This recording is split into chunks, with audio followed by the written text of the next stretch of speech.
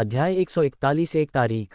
मुझे उम्मीद नहीं थी कि एक धोखेबाज को ब्लैकहॉक में दाखिला मिल सकता है।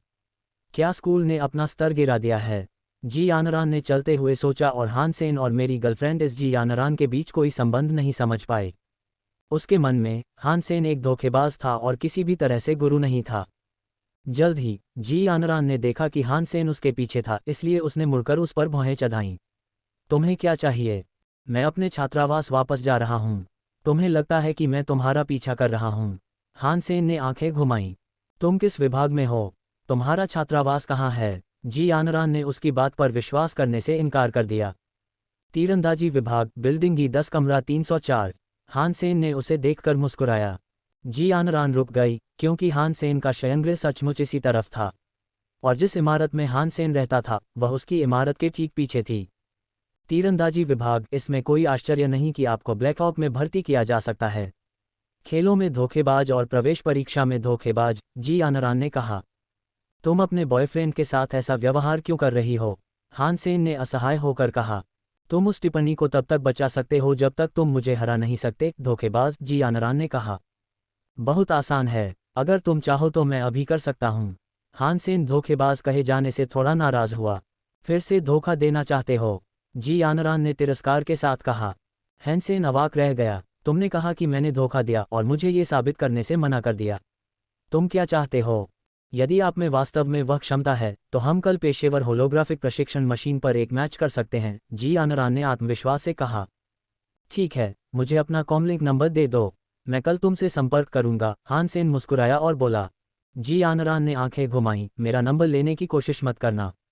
कल दोपहर 3 बजे मैं बिल्डिंग की 16 रूम 138 में तुम्हारा इंतजार करूंगी। ठीक है, मैं जाऊंगा। मेरी गर्लफ्रेंड बनने का इंतजार करो। हान सेन हंसा। जी यानरान ने उससे फिर बात नहीं की और चली गई।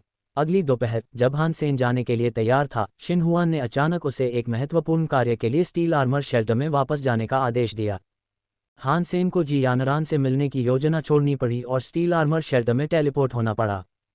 हालांकि वह जी यानरान को सूचित करना चाहता था, लेकिन उसने उसे अपना नंबर नहीं बताया, इसलिए उसके पास ऐसा करने का कोई तरीका नहीं था।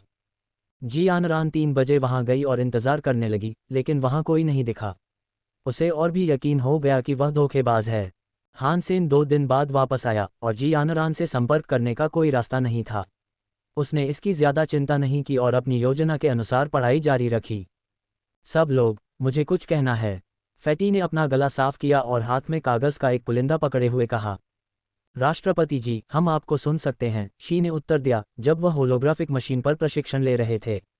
दूसरे लोग भी अपने अपने काम कर रहे थे।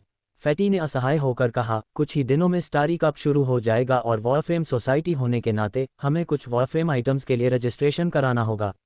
देखते हैं हमें कौन से आइटम्स लेने चाहिए। आप राष्ट्रपति हैं, आप ही निर्णय लें। लू मेंग के पास कहने के लिए कुछ नहीं था।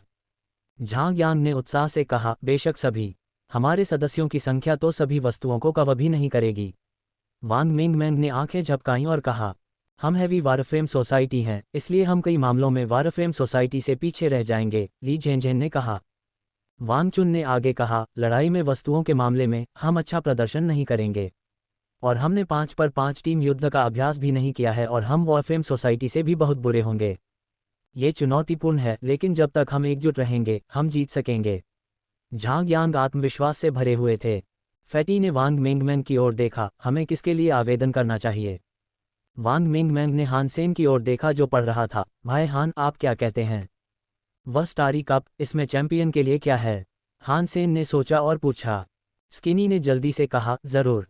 इनाम आइटम पर निर्भर करता है और सभी शीर्ष 3 को कुछ न कुछ मिलेगा।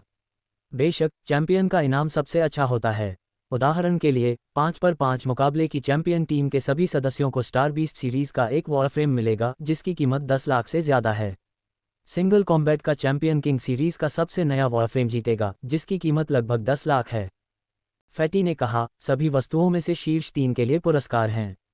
हमें अपना सर्वश्रेष्ठ प्रयास करना चाहिए।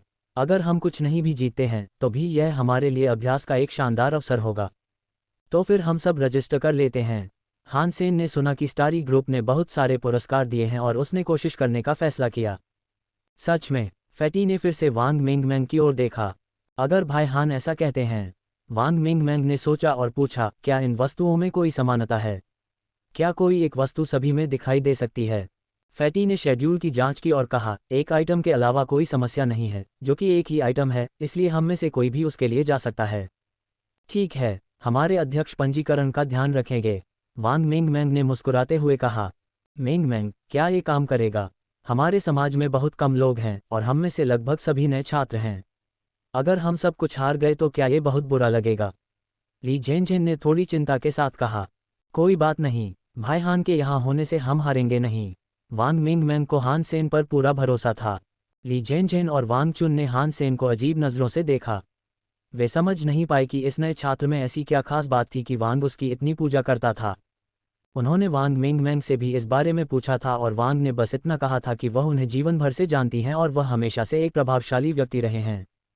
लेकिन ली जेनजेन और वांग चुन इस बारे में काफ़ी संशय में थे, क्योंकि उन्होंने उनसे कोई उत्कृष्ट प्रदर्शन नहीं देखा था। और हान सेन इन दिनों लड़ाकू वॉरफ्रेम के बजाय भारी वॉरफ्रेम पर अभ्यास कर रहे थे, इसलिए ये कहना अवास्तविक होगा कि उन्हें कोई पुरस्कार मिलेगा। लुओ जियांग्यांग असल में हान सेन को वॉरफ्रेम सोसाइटी में शामिल होने के लिए राज़ी करना चाहता था, लेकिन किसी और वजह से इसमें देरी हो गई। उस दिन अपना बाकी काम निपटाकर वह स्कूल लौट आया और तुरंत हैवी वॉरफ्रेम सोसाइटी में आ गया। जब लुओ जियांग्यांग हैवी वॉरफ्रेम सोसाइटी में पहुंचे तो सोसाइटी के सदस्यों ने आगामी स्टारी कप में उनके आवेदन पर निर्णय लिया। हान सेन, लुओ जियांग्यांग सातवें गोदाम में गया और पुकारा, भाई आप अभी आए। हान सेन उठे और लुओ का अभिवादन किया। यह आदमी कौन है? ली जेनजेन ने उलझन में पड़कर पूछा। बाकी लोग भी हान सेन की तरफ देखने लगे। जाहिर है उन्हें भी नहीं पता था कि वह कौन है। हालांकि फैटी और स्किनी आश्चर्यचकित थे, क्योंकि वे जानते थे कि लुओ जियांग्यांग कौन था, वॉरफ्रेम सोसाइटी का कोच, लेकिन वे यह नहीं समझ पाए कि हान सेन उसे भाई क्यों कहता है। क्या वह यहाँ का सदस्य नहीं है?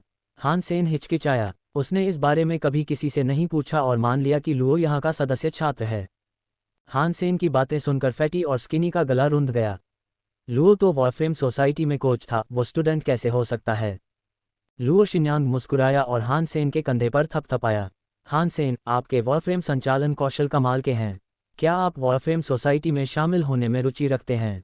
ओह, मैं आपको बताना भूल गया कि मैं वॉरफ्रेम सोसाइटी का कोच हूं और मैं वादा करता हूं कि आपको सबसे अच्छा प्रशिक्षण मिलेगा। स्कूल में सबसे अच्छे प्रशिक्षण उपकरण इस्तेमाल करने होंगे और सबसे अच्छा मार्गदर्शन मिलेगा। लुओ जियांग्यांग के शब्दों ने वांग मिंगमैंग को छोड़कर सभी को चौंका दिया। वे सोच भी नहीं सकते थे कि वॉरफ्रेम सोसाइटी का एक कोच हान सेन को व्यक्तिगत रूप से अपने साथ शामिल होने के लिए आमंत्रित करेगा। वॉरफ्रेम सोसाइटी और मार्शल आर्ट्स सोसाइटी दो सबसे लोकप्रिय सोसाइटी थीं। हर साल कई प्रतिभाशाली छात्र इनमें शामिल होने की पहल करते थे और इन दोनों सोसाइटी को कभी किसी सदस्य की भर्ती करने की ज़रूरत नहीं पड़ी। जो लोग इसमें शामिल होना चाहते थे उन्हें भी चयन प्रक्रिया से गुजरना पड़ता था। इन दोनों सोसाइटियों ने ब्लैक हॉक के 60% से ज़्यादा प्रतिभाशाली छात्रों को चुना। हैवी वॉरफ्रेम सोसाइटी से अलग इनमें प्रतिभाओं की कभी कमी नहीं रही। लेकिन फिर वॉरफ्रेम सोसाइटी के प्रतिष्ठित कोच ने व्यक्तिगत रूप से हैवी वॉरफ्रेम सोसाइटी से किसी को लुभाने के लिए जाकर ऐसा वादा किया जो काफ़ी चौंकाने वाला था। फैटी और स्किनी के मुंह खुले हुए थे, लेकिन वे कोई आवाज़ नहीं निकाल पा रहे थे। वे लुओ से परिचित थे, क्योंकि वे यहाँ सिर्फ इसलिए थे क्योंकि वे वॉरफ्रेम सोसाइटी में प्रवेश करने में असफल रहे थे। वे इस बात से आश्चर्यचकित थे कि लुओ जियांग्यांग जिसे व्यक्तिगत रूप से आमंत्रित करेगा वह उनके समाज में था। मुझे खेद है कोच लुओ, लेकिन मैं पहले ही हैवी वॉरफ्रेम सोसाइटी में शामिल हो चुका हूं, हान सेन ने मना कर दिया। हान सेन ने हैवी वॉरफ्रेम सोसाइटी में शामिल होने का वादा दो वजहों से किया था। पहला, उसने यह वांग मिंगमैंग के लिए किया था। दूसरा, उसे यहाँ की आज़ादी बहुत पसंद थी। वह अपनी मर्जी से आ जा सकता था और उसे किसी भी चीज़ की चिंता करने की ज़रूरत नहीं थी। इस तरह वह कभी भी अपनी मर्जी से काम ले सकता था या शिकार करने के लिए गॉड सेंचुरी जा सकता था। यदि उसे हर दिन वॉरफ्रेम पर अभ्यास करना पड़े तो वह बिल्कुल भी पसंद नहीं करेगा। लुओ जियांग्यांग ने हार नहीं मानी और उसे समझाते रहे, तुम्हारी प्रतिभा और क्षमता को देखते हुए अगर तुम यहाँ रहे तो ये बेकार होगा। मुझे 2 या 3 साल दो और मैं तुम्हें पूरे गठबंधन में शीर्ष 3 में ला सकता हूँ। चैंपियनशिप भी असंभव नहीं है, जो वास्तव में मेरा लक्ष्य है। बाकी लोग अचंभित रह गए और हान सेन को घूरने लगे, क्योंकि उन्होंने उसमें कभी ऐसा कुछ खास नहीं देखा था जो लुओ से ये शब्द कहने लायक हो। माफ़ करना कोच लुओ, मैं आपका प्रस्ताव स्वीकार नहीं कर सकता, हान सेन ने एक बार फिर मना कर दिया। मना करने में जल्दबाजी मत करो। ज़रा सोचो, अगर तुम अपनी पढ़ाई के दौरान एलायंस में वॉरफ्रेम प्रतियोगिता में चैंपियन बन गए तो तुम्हारी अंतिम रेटिंग बहुत ज़्यादा होगी। लुओ जियांग्यांग ने आगे कहा, मैं भी तुम्हें सर्वोत्तम रेटिंग देने की पूरी कोशिश करूंगा। जब तुम इसे समझ जाओगे तो तुम वॉरफ्रेम सोसाइटी में मेरे पास आ सकते हो। मैं हमेशा तुम्हारा स्वागत करूंगा। लुओ जियांग्यांग के जाने के बाद बाकी लोग अभी भी हान सेन को घूर रहे थे। कोच लुओ ने तुम्हें ऐसी शर्तें दी थी और तुमने उन्हें मना कर दिया। फैटी को यकीन नहीं हुआ कि क्या हुआ था और उसने हान सेन से पूछा, क्या तुम्हें नहीं पता कि उच्च अंतिम रेटिंग का क्या मतलब होता है? मैं निश्चित रूप से करता हूं, हान सेन ने मुस्कुराते हुए कहा। अंतिम रेटिंग जितनी अधिक होगी, सेवा के दौरान बेहतर स्थिति और रैंक पाने की संभावना उतनी ही अधिक होगी। और तुमने उसे मना कर दिया। ली झेनझेन ने अविश्वास भरी नज़र से कहा, अगर मुझे वे अतिरिक्त अंक चाहिए होते तो मैं हमारी सोसाइटी में शामिल नहीं होता। हान सेन ने कंधे उचका दिए। उनका लक्ष्य किसी विशेषज्ञता से ज्यादा अपना संपूर्ण विकास करना था। हालांकि उन्हें वॉरफ्रेम संचालन में रुचि थी, लेकिन ये सिर्फ एक शौक था। वह इसमें अपना सब कुछ नहीं लगाना चाहते थे और न ही इस पर ज्यादा समय बर्बाद करना चाहते थे। यदि वह एक पवित्र रक्त अभिजात बन सकता है तो यह उच्चतम अंतिम रेटिंग स्तर एस प्राप्त करने से कहीं अधिक उपयोगी होगा। इसके अलावा उन्हें विश्वास था कि उन्हें अतिरिक्त अंक के साथ या उसके बिना भी लेवल एस का दर्जा दिया जाएगा। बाकी लोगों ने हान सेन को ऐसे देखा जैसे वह कोई एलियन हो। उन्हें यकीन नहीं हो रहा था कि उसने बेहतर अंतिम रेटिंग पाने का इतना बड़ा मौका गंवा दिया है। उसके रूममेट्स ज्यादा हैरान नहीं थे। हैंड ऑफ गॉड में हान सेन के हुनर के दम पर वह ली यूफेंग को 20 पॉइंट से हरा सकता था।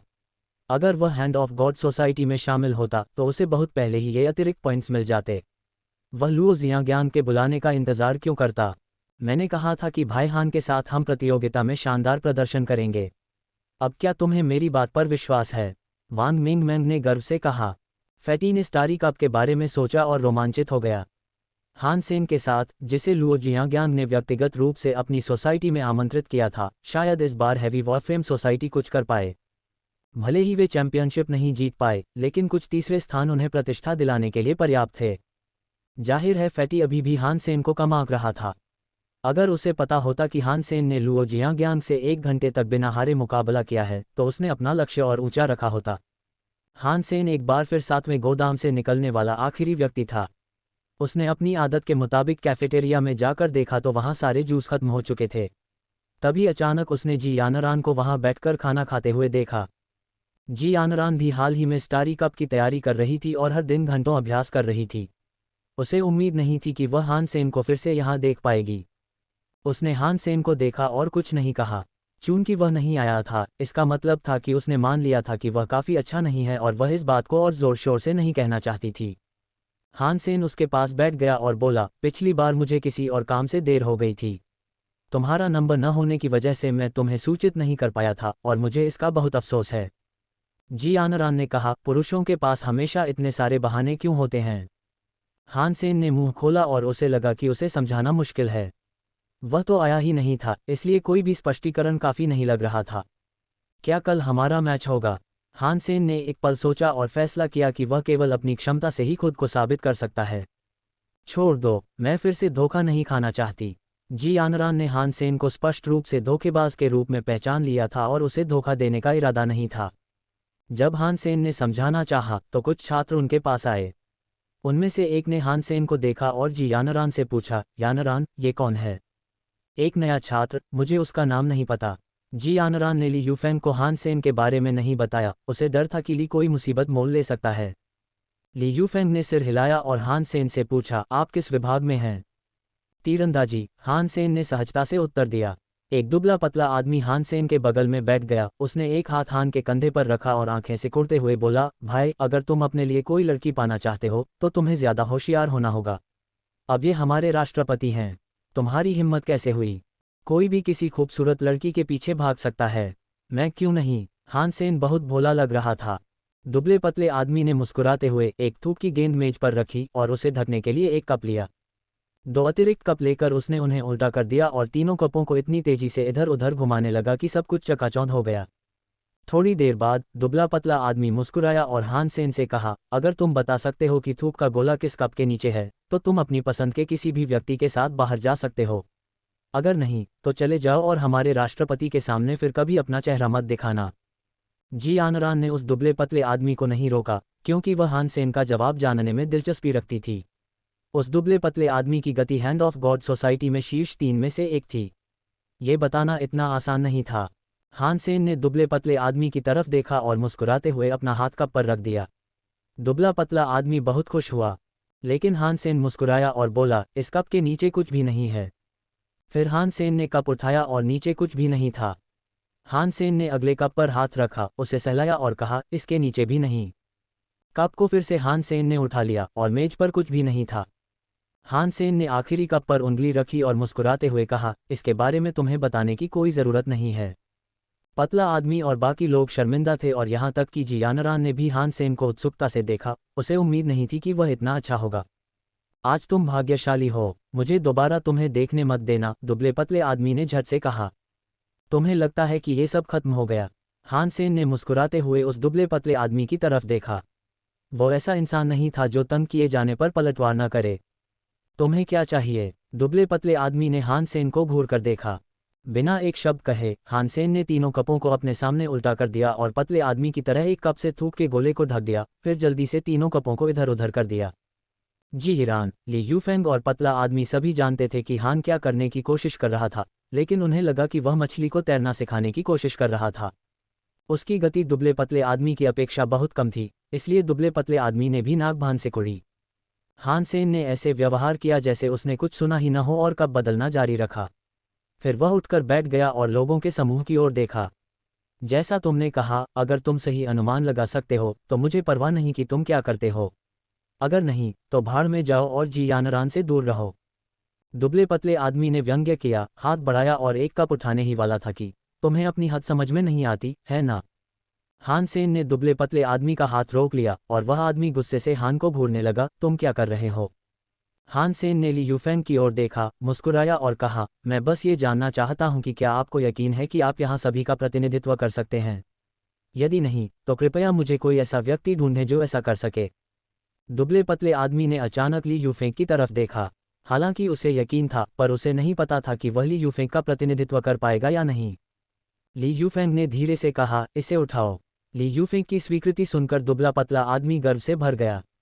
उसने हान सेन से विनम्रतापूर्वक कहा, बेटे, अब मैं तुम्हें दिखाता हूं कि असली मालिक कौन है। वह इस प्याले के नीचे है। दुबले पतले आदमी ने आत्मविश्वास से भरे हुए बीच में रखा कप ऊपर उठा लिया। लेकिन जब प्याला उठाया गया तो सब दंग रह गए और वह दुबला पतला आदमी बहुत भयानक लग रहा था। उस प्याले के नीचे कुछ भी नहीं था। असंभव, यह असंभव है। दुबले पतले आदमी ने आंखें चौड़ी करके अपने हाथ में पकड़े हुए कप में देखा। वहां कुछ भी नहीं था। जी यानरान भी हैरान थी, क्योंकि उसे लगा था कि थूक की गेंद बीच वाले कप के नीचे होनी चाहिए। वह कैसे गायब हो सकती है? अगर तुम आश्वस्त नहीं हो तो मैं तुम्हें एक बार और कोशिश करने दूंगा। कोई दूसरा चुन लो। हान सेन ने मेज पर बचे 2 कपों की ओर इशारा करते हुए ली यूफेंग से कहा। ली यूफेंग ने नाक सिकोड़ी और अपना हाथ एक कप पर रख दिया। यहाँ कुछ भी नहीं है। ली यूफेंग ने हान सेन का तरीका सीख लिया था। चून की थूक का गोला वहां नहीं था जहां उसे होना चाहिए था, और यह भी नहीं हो सकता था कि वे सब उसके स्थान के बारे में गलत हों। तो बस यही संभावना थी कि हान सेन ने थूक के गोले को छिपाने के लिए कोई तरीका अपनाया हो। इसलिए बचे हुए 2 कप भी खाली होने चाहिए। लेकिन जब ली यूफेंग ने कप उठाया तो वह रुक गया, क्योंकि थूक की गेंद उस कप के नीचे थी। पतला आदमी और बाकी लोग दंग रह गए। अगर हान सेन ने थूक की गेंद को यूं ही हटा दिया होता तो उन्हें हैरानी नहीं होती, क्योंकि पतले आदमी ने ठीक यही किया था। और तीनों कपों के नीचे कुछ भी नहीं होना चाहिए था। हालांकि थूक की गेंद असल में एक अलग कप के नीचे थी, जिससे सभी दंग रह गए। जी यानरान ने आश्चर्य से हान सेन को देखा और उसे समझ नहीं आया कि उसने ऐसा कैसे किया। अब तुम गायब हो सकते हो, है ना? हान सेन ने पानी पीते हुए कहा। लड़के, इतना घमंडी मत बनो, दुबले आदमी ने चिल्लाकर कहा। जाओ। ली यूफेंग खड़े हुए और बोले। समूह को जाते देख हान सेन अपने भोजन पर ध्यान केंद्रित करने में सक्षम हो गया। तुमने ये कैसे किया? जी यानरान ने हान सेन को उत्सुकता से देखा और पूछा। उसे अपने फैसले पर भरोसा था और स्पिटबॉल असल में बीच वाले कप के नीचे होना चाहिए था। उसे समझ नहीं आया कि हान सेन ने बीच वाले कप से स्पिटबॉल कप निकाला और दूसरे कप में रख दिया। उसने देखा नहीं कि उसने ऐसा कैसे किया। हान सेन ने जी यानरान की तरफ मुस्कुराते हुए धीरे से कहा, यह एक रहस्य है। बड़ी बात है, आपने भी कुछ धोखाधड़ी का तरीका अपनाया होगा। जी यानरान ने मुंह बनाते हुए कहा। तो फिर तुम मुझे दिखाओ कि मैंने कैसे धोखा दिया। हान सेन ने पलकें झपकाईं और कहा। मुझे धोखा देना नहीं आता। जी यानरान ने तीनों कपों पर नजर गड़ाए कहा। वह जानना चाहती थी कि हान सेन ये कैसे करता है। उन्होंने कहा, यदि आप सचमुच जानना चाहते हैं तो मैं एक शर्त पर आपको बता सकता हूं। तुम मुझसे क्या करवाना चाहते हो? जी आनरान ने हान सेन की ओर सतर्कता से देखा। चूंकि तुम मेरी गर्लफ्रेंड हो तो क्या हम कभी डिनर और मूवी पर चलें? हान सेन ने मुस्कुराते हुए सुझाव दिया। जी आनरान ने हान सेन को घूरते हुए कहा, तुम्हारी गर्लफ्रेंड कौन है? अगर तुमने ऐसा दोबारा कहा तो मैं अब और विनम्र नहीं रहूंगी। तो तुम जानना नहीं चाहती? हान सेन उसके मीठे चेहरे पर दिख रहे क्रूर भाव से जरा भी नहीं डरा। जी आनरान रुक गई। वह सचमुच जानना चाहती थी कि हान सेन ने ये कैसे किया।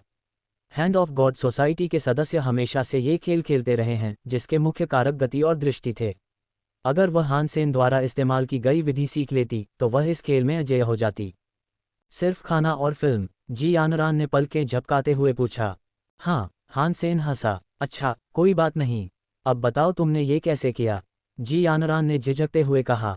दरअसल ये बहुत आसान है। अगर आपका हाथ काफ़ी तेज़ है तो आप इसे कुछ खास इशारों से कर सकते हैं। हान सेन झूठ नहीं बोल रहा था।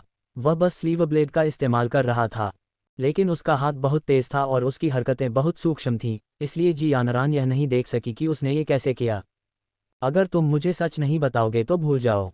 जी आनरान ने हान सेन की बात मानने से इनकार कर दिया क्योंकि उसे विश्वास नहीं था कि वह इतना तेज है। अगर तुम्हें मेरी बात पर यकीन नहीं है तो मैं कुछ नहीं कर सकता। मैं जो कह सकता था कह चुका हूँ। कल के डिनर और मूवी के बारे में मत भूलना, हान सेन ने कंधे उचकाते हुए कहा। मैंने तुम्हें डिनर और मूवी का वादा किया था, पर कब यह नहीं बताया। 100 साल में? झूठे। जी आनरान ने उस पर जीभ थूकी, हंसी और चली गई। हान सेन का इरादा स्टारी कप शुरू होने से पहले वॉरफ्रेम चलाने का अभ्यास करने का था। लेकिन लिन बेइफेंग ने उत्साह से उसे बताया कि उसने उत्परिवर्ती जीवों से भरा एक घोंसला खोज निकाला है जिसकी देखभाल लिन अकेले नहीं कर सकता, और उसने हान सेन को अपने साथ शिकार करने के लिए कहा। सेन, जल्दी करो, अभी टेलीपोर्ट करो और हम म्यूटेंट जीवों को आधा आधा बांट सकते हैं।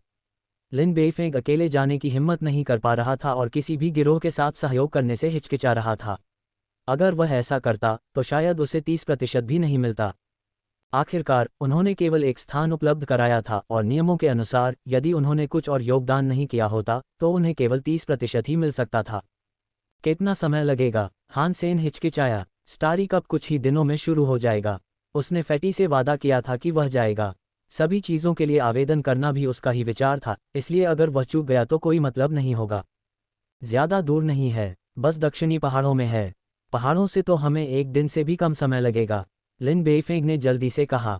ठीक है, स्टील आर्मर शेल्टर के गेट पर मेरा इंतज़ार करो, मैं वहां पहुंच जाऊंगा। हान सेन बहुत उत्सुक था क्योंकि उसके पास केवल 52 म्यूटेंट जीनो पॉइंट थे और वह और ज़्यादा हासिल करना चाहता था।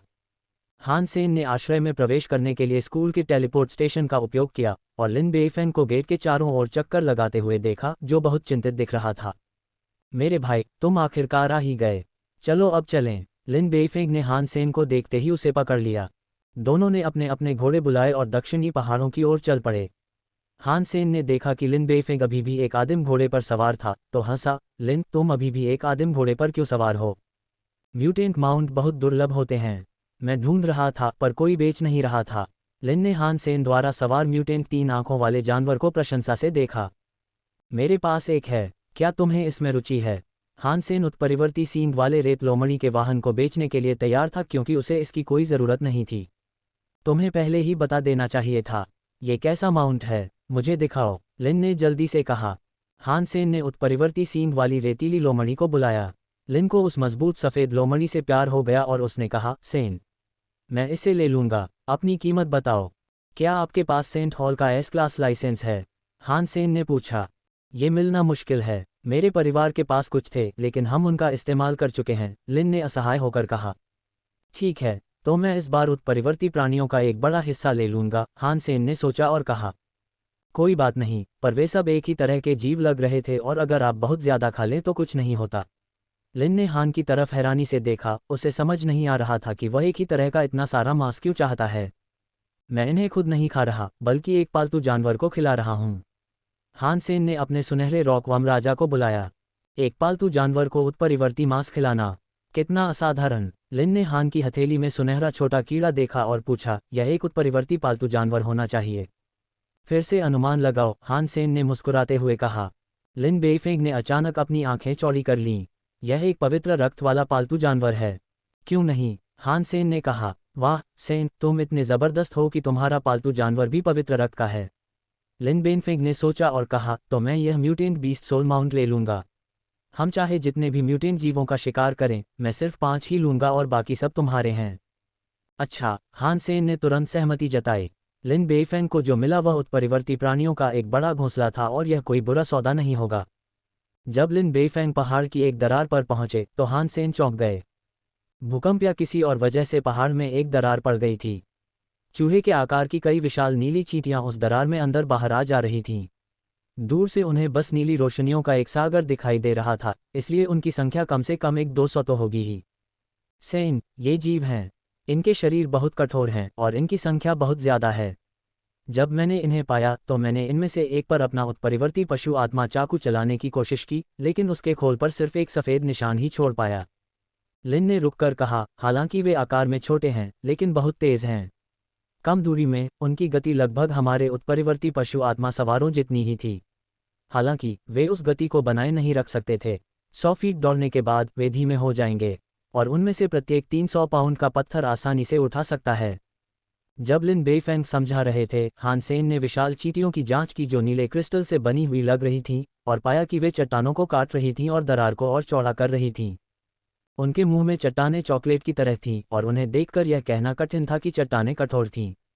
वहाँ इतने सारे लोग हैं कि अगर हम अंदर चले गए तो हम दोनों मर जाएंगे, हान सेन ने धीरे से कहा। तो फिर हम शिकार कैसे करें? लिन चिंतित लग रहा था। कोई बात नहीं, मैं एक तीरंदाज हूं और हमें उनके पास जाने की जरूरत नहीं है। हान सेन ने एक उपयुक्त जगह ढूंढने के लिए इधर उधर देखा और अपना सींग वाला धनुष और म्यूटेंट काला डंक वाला तीर बुलवाया। फिर उसने अपने तीर की नोक पर एक उच्च तकनीक वाला भार वहन करने वाला धागा बांधा। हालांकि धागा बाल जितना पतला था, पर वह 100 पाउंड का भार सहन कर सकता था। एक बड़ी चींटी को भी आसानी से पार किया जा सकता था। सेन, क्या ये यहाँ से बहुत दूर है? इन जीवों के कवच बहुत कठोर होते हैं और उत्परिवर्ती पशु आत्मा के हथियार भी उन्हें मुश्किल से ही चोट पहुंचा पाते हैं। लिन बेइफेंग ने अनुमान लगाया कि वे उन चींटियों से कम आधा मील दूर थे और अगर तीर उत्परिवर्ती पशु आत्मा का भी होता तो भी शायद वह उनके कवच को भेद नहीं पाता। यदि कोई तीरंदाज केवल दुश्मन के कवच पर ही निशाना साध सकता है तो उसे सक्षम तीरंदाज नहीं माना जाएगा, हान सेन ने कहा और अपने तीर को दरार पर निशाना बनाया। कवच नहीं, लेकिन ये चीजें खोल से ढकी हुई हैं और उनके जोड़ों में बहुत ही संकीर्ण अंतर है, लिन बेइफेंग ने कहा और देखा कि तीर डोरी से निकल चुका था। वाह! आधा मील दूर तीर बिजली की गति से उड़कर एक विशाल चींटी के खोल में जा लगा। वह नीली चींटी लगभग तुरंत ही मर गई, जिससे लिन आश्चर्यचकित हो गया। उत्परिवर्ती प्रेत चींटी को मार दिया गया। कोई पशु आत्मा प्राप्त नहीं हुई। इसका मांस खाकर यादृच्छिक रूप से 0 से 10 उत्परिवर्ती जीनोअन प्राप्त करें। हान सेन के मन में यह आवाज गूंज रही थी। उसने देखा कि आसपास की प्रेत चींटियां घबरा गई थीं और अपने दुश्मन के निशानों की तलाश में इधर उधर देख रही थीं। लेकिन जब उन्होंने आसपास की जमीन को छान मारा तो उन्हें कुछ नहीं मिला और वे पुनः दरार में चले गए तथा चट्टानों को खाना शुरू कर दिया। हान सेन ने धागे का इस्तेमाल करके तीर और मरी हुई प्रेत चींटी को पीछे खींच लिया। जल्द ही उसने एक और तीर चलाया और एक और चींटी को मार गिराया। लिन बेइफेंग हान सेन की बहुत प्रशंसा करता था। इतनी दूर से लिन ये भी नहीं बता सकता था कि चींटियां कैसी दिखती हैं और फिर भी हान सेन हर बार उनके खोल के छोटे से छेद पर निशाना लगा सकता था। ये लगभग जादुई था। जब हान सेन चींटियों का शिकार कर रहा था, लिन बेइफेंग उनके शरीर का इलाज कर रहा था। चींटियां बड़ी दिख रही थीं, लेकिन खाने लायक हिस्सा सिर्फ अंडे के आकार का जेली जैसा मांस का टुकड़ा था। लिन बेइफेंग ने कई खाए और उत्परिवर्ती जीनों बिंदु विकास का मजा लिया, लेकिन किसी भी अन्य प्राणी की तरह एक ही प्रकार के केवल पहले कुछ ही काम करते थे। लिन बेइफेंग 5 चींटियां खाने के बाद रुक गया था। लोगों के सामान्य अनुभव के अनुसार 5 ही सीमा थी। अगर कोई 5वें प्राणी के बाद भी उसी प्रकार का मांस खाता रहे तो एक और जीनो पॉइंट हासिल करने के लिए उसे 1 दर्जन प्राणियों की आवश्यकता पड़ सकती थी।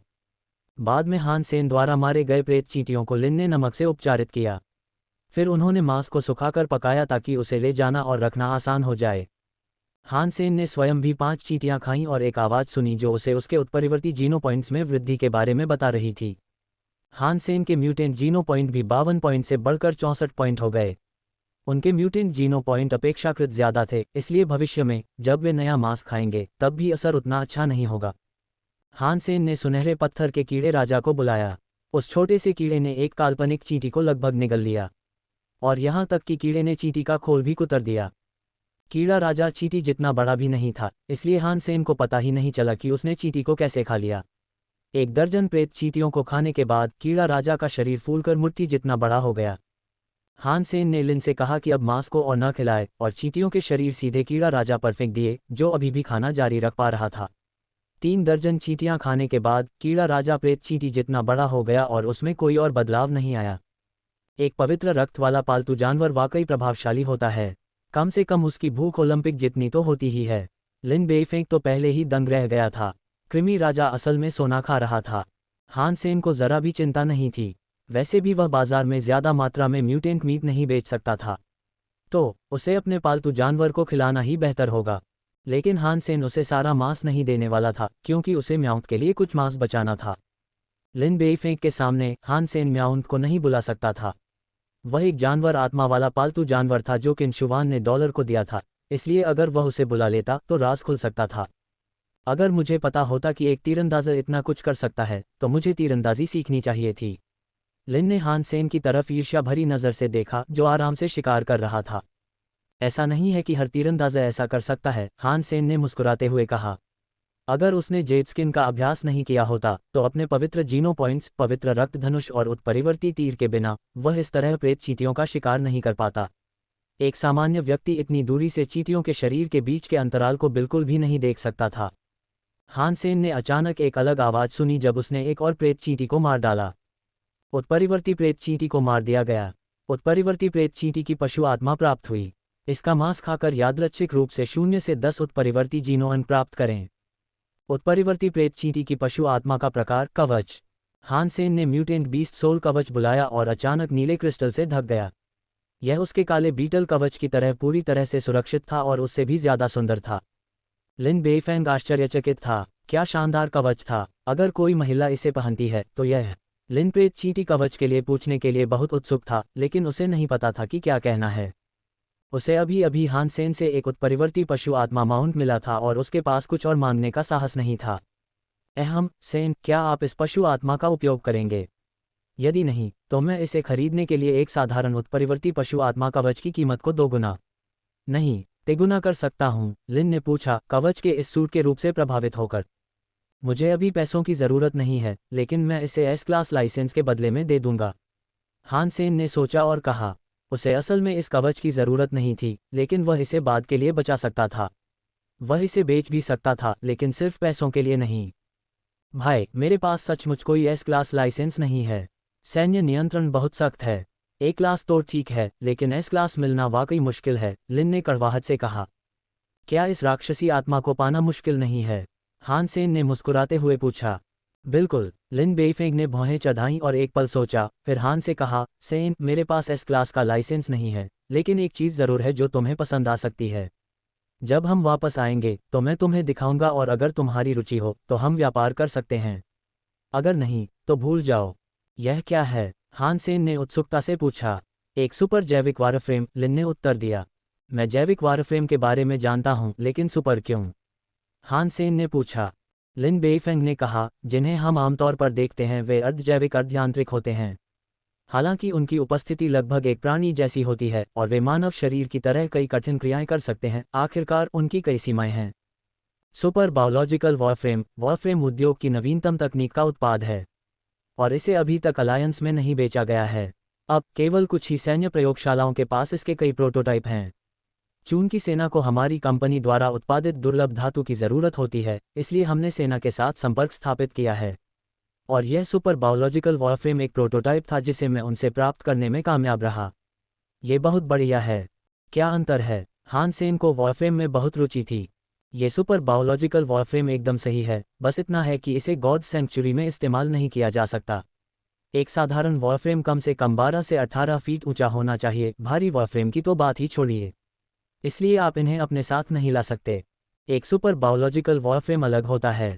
इसने पार्टिकल रीस्ट्रक्चर तकनीक अपनाई है। मुझे पक्का नहीं पता, लेकिन यह एक सूटकेस में समा सकता है और एक बार खुल जाने पर बुद्धि के अनगिनत छोटे कण आपके शरीर को लपेटकर एक सुपर बायोलॉजिकल वॉरफ्रेम बना देंगे। मेरा एक प्रोटोटाइप है और इसमें कोई हथियार प्रणाली नहीं है। यह 12 फीट से थोड़ा ज़्यादा लंबा और बहुत शक्तिशाली है, स्टारी ग्रुप की किंग सीरीज से कहीं बेहतर। लिन बेइफेंग ने जोश से कहा। क्या यह एक सूटकेस में आ सकता है? हान सेन ने आकार का इशारा किया और बहुत ललचा गया। आप इसे बाद में देख सकते हैं। मुझे यकीन है कि आपको ये पसंद आएगा, लिन ने कहा। ठीक है, हम देखेंगे, हान सेन ने कहा। लिन बेफेंक खुशी से फूला नहीं समा रहा था। उसके पास हमेशा एक और वॉरफ्रेम हो सकता था, लेकिन ईश्वर के अभयारण्य में आने के बाद से उसने ऐसी जानवर जैसी आत्मा कभी नहीं देखी थी। यह इतनी खूबसूरत थी कि पवित्र रक्त का कवच भी दिखने में इसका मुकाबला नहीं कर सकता था। लिन से बात करते हुए हान सेन उसी समय प्रेत चींटियों को गोली मारने के मौके तलाश रहा था। दरार में प्रेत चींटियां कम होती जा रही थीं। हालांकि सुनहरा रॉकवर्म राजा बहुत तेजी से खा रहा था। हान सेन ने सैकड़ों प्रेत चींटियों का शिकार किया था और उनमें से ज्यादातर सुनहरे पत्थर के कीड़े राजा के पेट में गिर गईं। वह कभी नहीं भरता था और लगातार बढ़ता रहता था। जब प्रेत चींटियां लगभग समाप्त हो गईं, तो कृमि राजा का शरीर तकिए के आकार का हो गया तथा उसका खोल ठोस सोने के समान कठोर हो गया। क्या यह मूल सुनहरे रॉकवर्म राजा जितना बड़ा हो जाएगा? हान सेन आशा से भरा था। क्योंकि वह म्याउथ को खाना खिला रहा था, उसने पशु आत्मा पालतू जानवरों के बारे में बहुत कुछ पढ़ा था, जो शायद एकमात्र प्रकार की पशु आत्मा थी जो अपने आप लड़ सकती थी। पशु आत्मा सवारों को सवारों द्वारा नियंत्रित किया जाना आवश्यक था और वे स्वयं प्राणियों पर आक्रमण नहीं कर सकते थे, इसलिए उनका मुख्य कार्य अभी भी परिवहन था। हालांकि जानवर आत्मा वाले पालतू जानवर अलग थे। एक बार रूपांतरित होने के बाद उनमें शिकार करने और लड़ने की क्षमता आ जाती थी, जो उन्हें महत्वपूर्ण और अनोखा बनाता था। यही कारण था कि हान सेन म्याउथ और सुनहरे पत्थर के कीड़े राजा को खिलाने के लिए इतना बड़ा प्रयास करने को तैयार था। हालांकि यह अब तक एक मुश्किल काम लग रहा था, म्याउथ भी रूपांतरित नहीं हुआ था।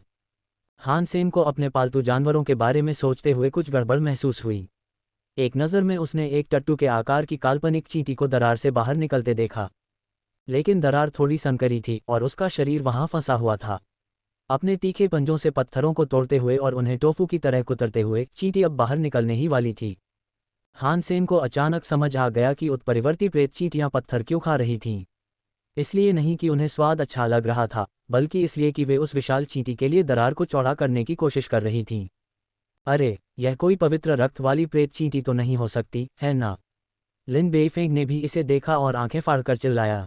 हान सेन ने सींग वाले धनुष की डोरी पूरी ताकत से खींची और अपने काले डंक वाले तीर को उस विशालकाय प्रेत चींटी पर निशाना बनाया। तीर चलाने से पहले वह एक पल के लिए रुका। क्लैंक! काले डंक वाला तीर चींटी के सिर में लगा और वह गिर गया, जिससे उसके खोल पर कुछ भी नहीं बचा। शहश्ट! बहुत जोर से! ये बिल्कुल पवित्र रक्त वाला प्राणी है, लिन बेइफेंग चिल्लाया। पलक झपकते ही विशाल प्रेत चींटी दरार से बाहर आ गई और चीते से भी तेज गति से हान सेन और लिन बेइफेंग की ओर दौड़ पड़ी। हान सेन ने काले डंक वाला तीर वापस ले लिया, एक बार फिर डोरी खींची और विशाल प्रेत चींटी पर तीर चलाया। क्लैंक! तीर एक बार फिर उसके सिर पर लगा और कुछ नहीं हुआ, जबकि चींटी उस क्षण तक 600 फीट से अधिक आगे निकल चुकी थी। पहले तुम जाओ, हान सेन ने एक बार फिर काला डंक वाला तीर बुलाया और चींटी पर चलाया। चलो साथ चलते हैं, इसके खोल पर जगह इतनी संकरी है कि कोई तीर वहां नहीं जा सकता। लिन चिल्लाया। मुझे पता है मैं क्या कर रहा हूं। जाओ। जब हान सेन ने एक बार फिर डोरी खींची, तो वह दुर्जय उनसे केवल आधा मील दूर था। लिन बेइफेंग ने देखा कि हान सेन जाना नहीं चाहता और उसे पहले जाना होगा। लिन अपनी सीमा जानता था। वह इस विशालकाय चींटी का एक बार भी नहीं झेल सकता था और अगर वह रुका तो हान सेन के लिए बोझ बन जाएगा। लिन भागते समय लगातार पीछे मुड़कर देख रहा था, उसे हान सेन की सुरक्षा की चिंता थी। हान सेन ने जल्द ही 2 और तीर चलाए, जो भी उतने ही बेकार थे, जबकि विशाल प्रेत चींटी उससे सिर्फ 600 फीट से भी कम दूरी पर थी। लिन बेइफेंग का दिल गले में आ गया था। हान सेन चट्टान की तरह स्थिर था। अचानक उसके शरीर पर आग जैसे लाल कवच और सिर पर माणिक्य का मुकुट आ गया। उसके बाल भी सुनहरे हो गए। अपनी लाल आंखों से विशालकाय प्रेत चींटी को घूरते हुए हान सेन रुक गया। लगभग तुरंत ही वह विशाल प्रेत चींटी उससे 9 फुट से भी कम दूरी पर थी। हान सेन की ओर झपटी और अपने आरी जैसे पंजे उसके शरीर पर लहराने लगी। लिन बेइफेंग का दिल तेजी से धड़क रहा था।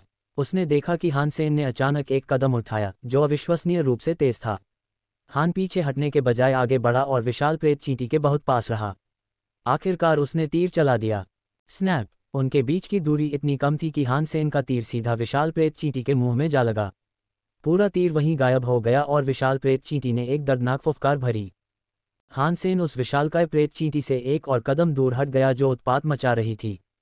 विशाल प्रेत चींटी अविश्वसनीय गति से उसके पीछे दौड़ी, जिससे हान सेन के लिए उससे दूर हटना असंभव हो गया।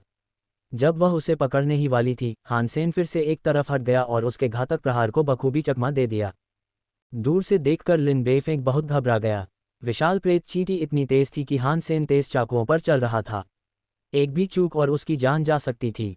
लेकिन इस लड़ाई ने लिन का खून भी गर्म कर दिया, जिससे उसे वापस जाने और हान सेन के साथ कंधे से कंधा मिलाकर लड़ने की इच्छा हुई। विशाल प्रेत चींटी की गति की जांच करते हुए लिन बेइफेंग ने यह मूर्खतापूर्ण विचार त्याग दिया, क्योंकि एक बार जब वह वापस चला गया तो वह चींटी के लिए एक क्षुधावर्धक बन जाएगा। लिन बेइफेंग ने कुछ देर देखने के बाद हान सेन की हरकतें अजीब महसूस कीं। हालांकि हान उस विशाल प्रेत चींटी जितना तेज नहीं था, फिर भी वह उसके घातक प्रहारों से हमेशा बच सकता था। उन नाजुक पलों में उसके कदम अविश्वसनीय रूप से तेज थे। जाहिर है, ये किस्मत नहीं थी, बल्कि हान सेन का एक खास तरह का फुटवर्क था। फिर भी हर जगह खतरे के निशान देखकर लिन का दिल तेजी से धड़क रहा था। हान सेन ने इस पार्टिकल का अभ्यास बहुत कम समय के लिए किया था, इसलिए उसका त्वरण एक कदम से ज्यादा नहीं चल सकता था। उसे अपना दूसरा कदम उठाने से पहले थोड़ी देर इंतजार करना होगा। और हान सेन के लिए इतना ही काफ़ी था। जब तक वह विशाल प्रेत चींटी के घातक हमलों से बच सकता था, तब तक उसके पास अवसर तलाशने का समय था। हान सेन के लिए खतरनाक लगने वाली स्थिति अब काफ़ी हद तक पूर्वानुमानित हो गई थी, क्योंकि उसने परी रानी का रूप धारण कर लिया था। विशाल प्रेत चींटी की हरकतें उसे ज़्यादा तेज नहीं लग रही थीं, और उसके पास प्रतिक्रिया करने के लिए पर्याप्त समय था। अगर उसकी गति उसकी सजगता जितनी अच्छी न होती तो उसे इस पार्टिकल की ज़रूरत ही न पड़ती। विशाल प्रेत चींटी के हमलों से बचते हुए हान सेन तीर चलाने के मौके तलाश रहा था। उसका बस एक ही लक्ष्य था, उस चींटी का मुंह। चींटी का कवच बहुत सख्त था और तीर के छेद में लगने से कोई फर्क नहीं पड़ता था। वह तीर सिर्फ सीधे उसके शरीर के अंदर ही मार सकता था। स्नैप! एक और तीर उसके मुंह में गायब हो गया, जिससे विशाल प्रेत चींटी दर्द से जमीन पर लौटने लगी। हान सेन ने मौके का फायदा उठाकर उसे दूर खींच लिया। जब विशाल प्रेत चींटी ने दोबारा उस पर हमला किया, तब तक वह फिर से डोरी खींच चुका था। स्नैप! अपने कदमों के बीच हान सेन ने चींटी के मुंह में एक और तीर मारा। लिन बेइफेंग, जो दूर से देख रहा था, हक्का बक्का रह गया। उसने पहली बार अपने जैसा तीरंदाज़ देखा था। हान सेन बिना रुके हर तरह के अजीबोगरीब कोनों से तीर चला रहा था, और उसके सभी तीर निशाने पर लगे। हान सेन की इस उपलब्धि का श्रेय प्रतियोगिता में उसके प्रतिद्वंद्वी लेई बान को दिया जाना चाहिए, जिसने हान को दिखाया कि एक असली तीरंदाज़ को क्या करना चाहिए। चलते फिरते तीर चलाना ही असली कुंजी थी। तब से हान सेन ने सचेत रूप से खुद को प्रशिक्षित करना शुरू कर दिया। यांग मानली से मिले प्रशिक्षण और ब्लैक हॉक में सीखी गई बातों के साथ हान सेन इसमें बहुत कुशल हो गया। लेकिन लेई बान की तुलना में उनकी सटीकता अभी भी कम थी। हालांकि उनकी फिटनेस और हाइपर जीनो आर्ट्स ने इसकी भरपाई कर दी। विशाल प्रेत चींटी 6 बार झेलने के बाद धीमी पड़ गई। हान सेन को पता था कि उसके तीर का जहर असर कर रहा है। हालांकि यह जानलेवा नहीं था, लेकिन विशाल प्रेत चींटी अपनी ताकत खो रही थी। लोहा गर्म हो तो चोट मारो। हान सेन ऐसा मौका कभी नहीं छोड़ता था और अपना अगला तीर चलाने का मौका ढूंढ रहा था। यह विशालकाय प्रेत चींटी पवित्र रक्त लोमड़ी राजा जितनी बुद्धिमान नहीं थी। जब वह पहले ही बुरी तरह घायल हो चुकी थी, तब भी उसे पीछे हटने की समझ नहीं थी। पवित्र रक्त प्रेत चींटी को मार दिया गया। पवित्र रक्त प्रेत चींटी की पशु आत्मा प्राप्त हुई। इसका मांस खाकर यादृच्छिक रूप से 0 से 10 पवित्र जीनो अंक प्राप्त करें। पवित्र रक्त की प्रेत चींटी आखिरकार हान सेन के सामने गिर पड़ी। मन में उठ रही आवाज़ सुनकर हान सेन जोर से हंसना चाहता था।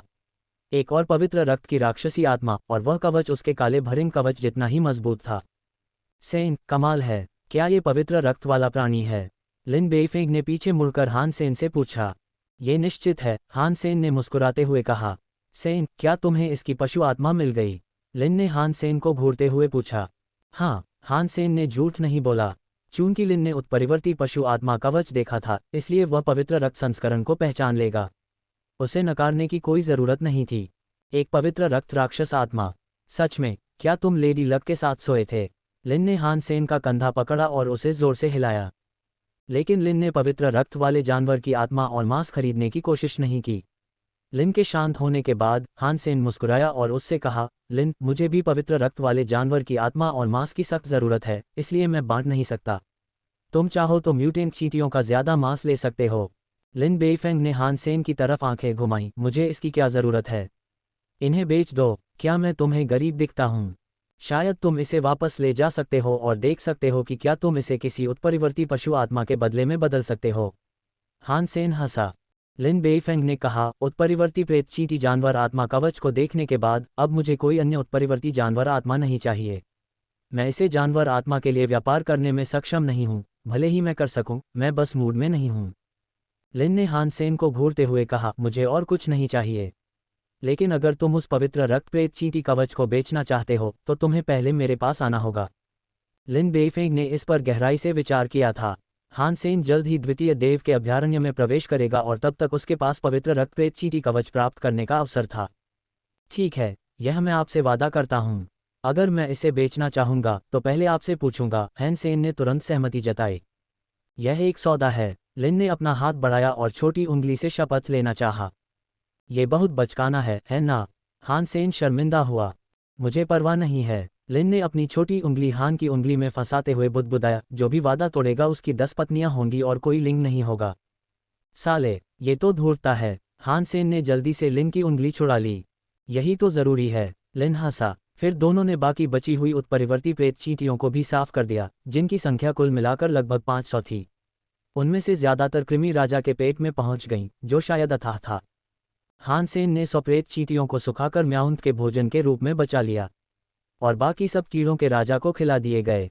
5 खाए हुए मांस के अलावा लिन बेइफेंग को म्यूटेंट के मांस में जरा भी दिलचस्पी नहीं थी। हान सेन ने उससे कुछ वापस ले जाने को कहा, लेकिन उसने मना कर दिया। लिन ने हान सेन से बार बार विनती की कि जब भी हान सेन पवित्र रक्तप्रेत चींटी कवच बेचना चाहे तो उसे तुरंत सूचित कर दे। हान सेन ने लिन को आश्वासन दिया कि वह ऐसा करेगा। लिन बेइफेंग ने हान सेन को पवित्र रक्तप्रेत चींटी स्टू का एक पूरा बर्तन खाते और तरल पदार्थ पीते हुए देखा, जिससे वह परेशान हो गया। 5 और पवित्र जीनो पॉइंट्स हासिल हुए। हान सेन के पास 45 पवित्र जीनो पॉइंट्स थे, जो अधिकतम के लगभग आधे थे, और हान सेन ने लगभग 1 साल पहले ही फर्स्ट गॉड सेंक्चुरी में प्रवेश किया था।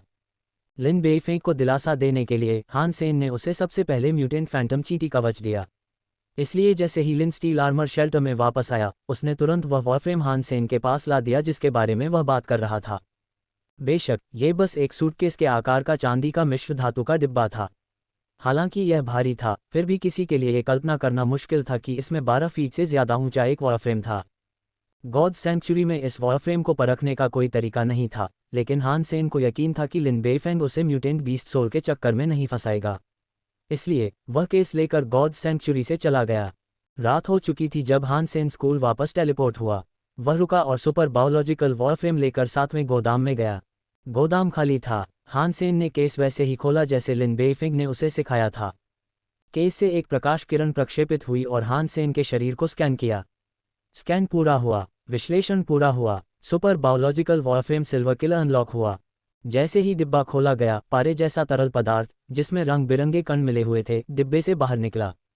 फिर पूरा डिब्बा उस तरल पदार्थ का हिस्सा बन गया और हान सेन की ओर बहने लगा। जल्द ही वह उस तरल पदार्थ में पूरी तरह डूब गया। उस एहसास को बयान करना मुश्किल था। ऐसा लग रहा था जैसे आयरनमैन ने अपना कवच पहन लिया हो, लेकिन थोड़ा अलग, क्योंकि उसके सारे हिस्से कणों से बने थे।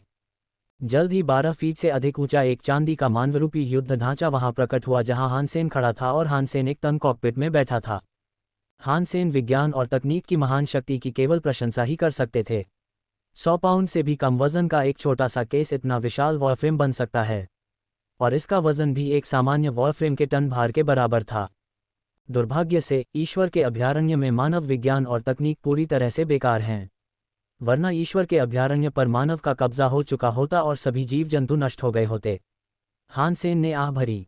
दरअसल हान सेन के मन में यह विचार इसलिए आया क्योंकि वह अभी भी प्रथम देव के अभयारण्य में था। अगर वह विकसित होकर उच्चतर चरणों में पहुंच गया तो वह अपना विचार बदल देगा। हान सेन ने सिल्वर किलर को चलाने की कोशिश की, जो वाकई बहुत शक्तिशाली था, जैसा कि लिन बेइफेंग ने कहा था। इतना छोटा वॉरफ्रेम असल में बिल्डर जैसे भारी वॉरफ्रेम से ज्यादा शक्तिशाली था और बेशक ज्यादा लचीला भी। जब तक परिचालन स्तर मौजूद था, सिल्वर किलर वे सभी गतिविधियां कर सकता था जो एक व्यक्ति कर सकता है। जैसा कि लिन बेइफेंग ने कहा था, हथियार प्रणाली की कमी को छोड़कर सिल्वर किलर एकदम सही था। बेशक ऑपरेशन जितना मुश्किल होगा, शरीर पर बोझ उतना ही ज्यादा होगा। ज्यादातर लोगों को रोलर कोस्टर पर अपने शरीर को नियंत्रित करना मुश्किल होता है, इसलिए तेज गति से वॉरफ्रेम चलाना कोई भी नहीं कर सकता था। आखिरकार ये सैन्य प्रयोगशाला का एक प्रोटोटाइप ही था, इसलिए इसे हथियार प्रणाली से लैस करना असंभव था, वरना वे इसे लिन को नहीं देते। हान सेन संतुष्ट था। हालांकि कोई हथियार प्रणाली नहीं थी, फिर भी हान सेन कुछ अलग हथियार खुद लगा सकता था, जैसे लेजर तलवार, लेजर गन और पार्टिकल गन। संक्षेप में, हान सेन सिल्वर किलर से बहुत संतुष्ट था। अगर लिन बेइफेंग न होता तो उसके पास म्यूटेंट बीस्ट सोल के लिए ऐसा वॉरफ्रेम कभी नहीं होता। शायद ये भाग्य द्वारा व्यवस्थित था। हुआक्सिंग स्टेशन ने ब्लैक हॉक डिवीजन में स्टारी कप के लाइव प्रसारण की मेजबानी के लिए फैंग मिंगक्वान को नामित किया था। कॉन्टेस्ट सेंटर आखिरकार एक अस्थायी शो ही था और प्रतियोगिता के तुरंत बाद बंद हो गया। यह अगले साल होने वाली प्रतियोगिता तक फिर से शुरू होगा। चूंकि इस समय फैंग मिनक्वान के पास होस्ट करने के लिए कोई शो नहीं था, इसलिए जब उनसे अगला शो चुनने के लिए कहा गया तो उन्होंने ब्लैक हॉक डिवीजन में स्टारी कप के लाइव प्रसारण की मेजबानी करने का फैसला किया। ऐसा लग रहा था कि फैंग मिंगक्वान और हान सेन को भाग्य ने एक बार फिर साथ ला दिया है। लेकिन फैंग मिंगक्वान को यह नहीं पता था कि डॉलर ब्लैक हॉक में छात्र था। इस समय फैंग काफ़ी परेशान था क्योंकि उसे नहीं पता था कि उसे किन चीज़ों को कवर करना चाहिए। चूंकि वहाँ बहुत सारी चीज़ें थीं, इसलिए कुछ को एक साथ ही व्यवस्थित किया गया। चूंकि वह सीमित संख्या में लोग लेकर आया था, इसलिए उसे चुनना पड़ा कि किन चीज़ों को कवर करना है। लियू, ब्लैक हॉक की पारंपरिक रूप से मजबूत वस्तुएं क्या थीं? फैंग मिंगक्वान ने कुछ डेटा की जांच करते हुए अपने सहायक से पूछा। लियू ने अपने स्मार्ट डिवाइस पर कुछ खोजबीन की और तुरंत जवाब दिया, ब्लैक हॉक का सबसे मजबूत आइटम मार्शल आर्ट्स में पुरुष एकल है। पिछले साल के स्टारी कप में उन्हें पूरे एलायंस के फाइनल में तीसरा स्थान मिला था। जीतने वाला छात्र अभी भी यहीं पढ़ रहा है। उसका नाम ओयांग जियाओसान है और उसने भी इस साल नामांकन कराया है।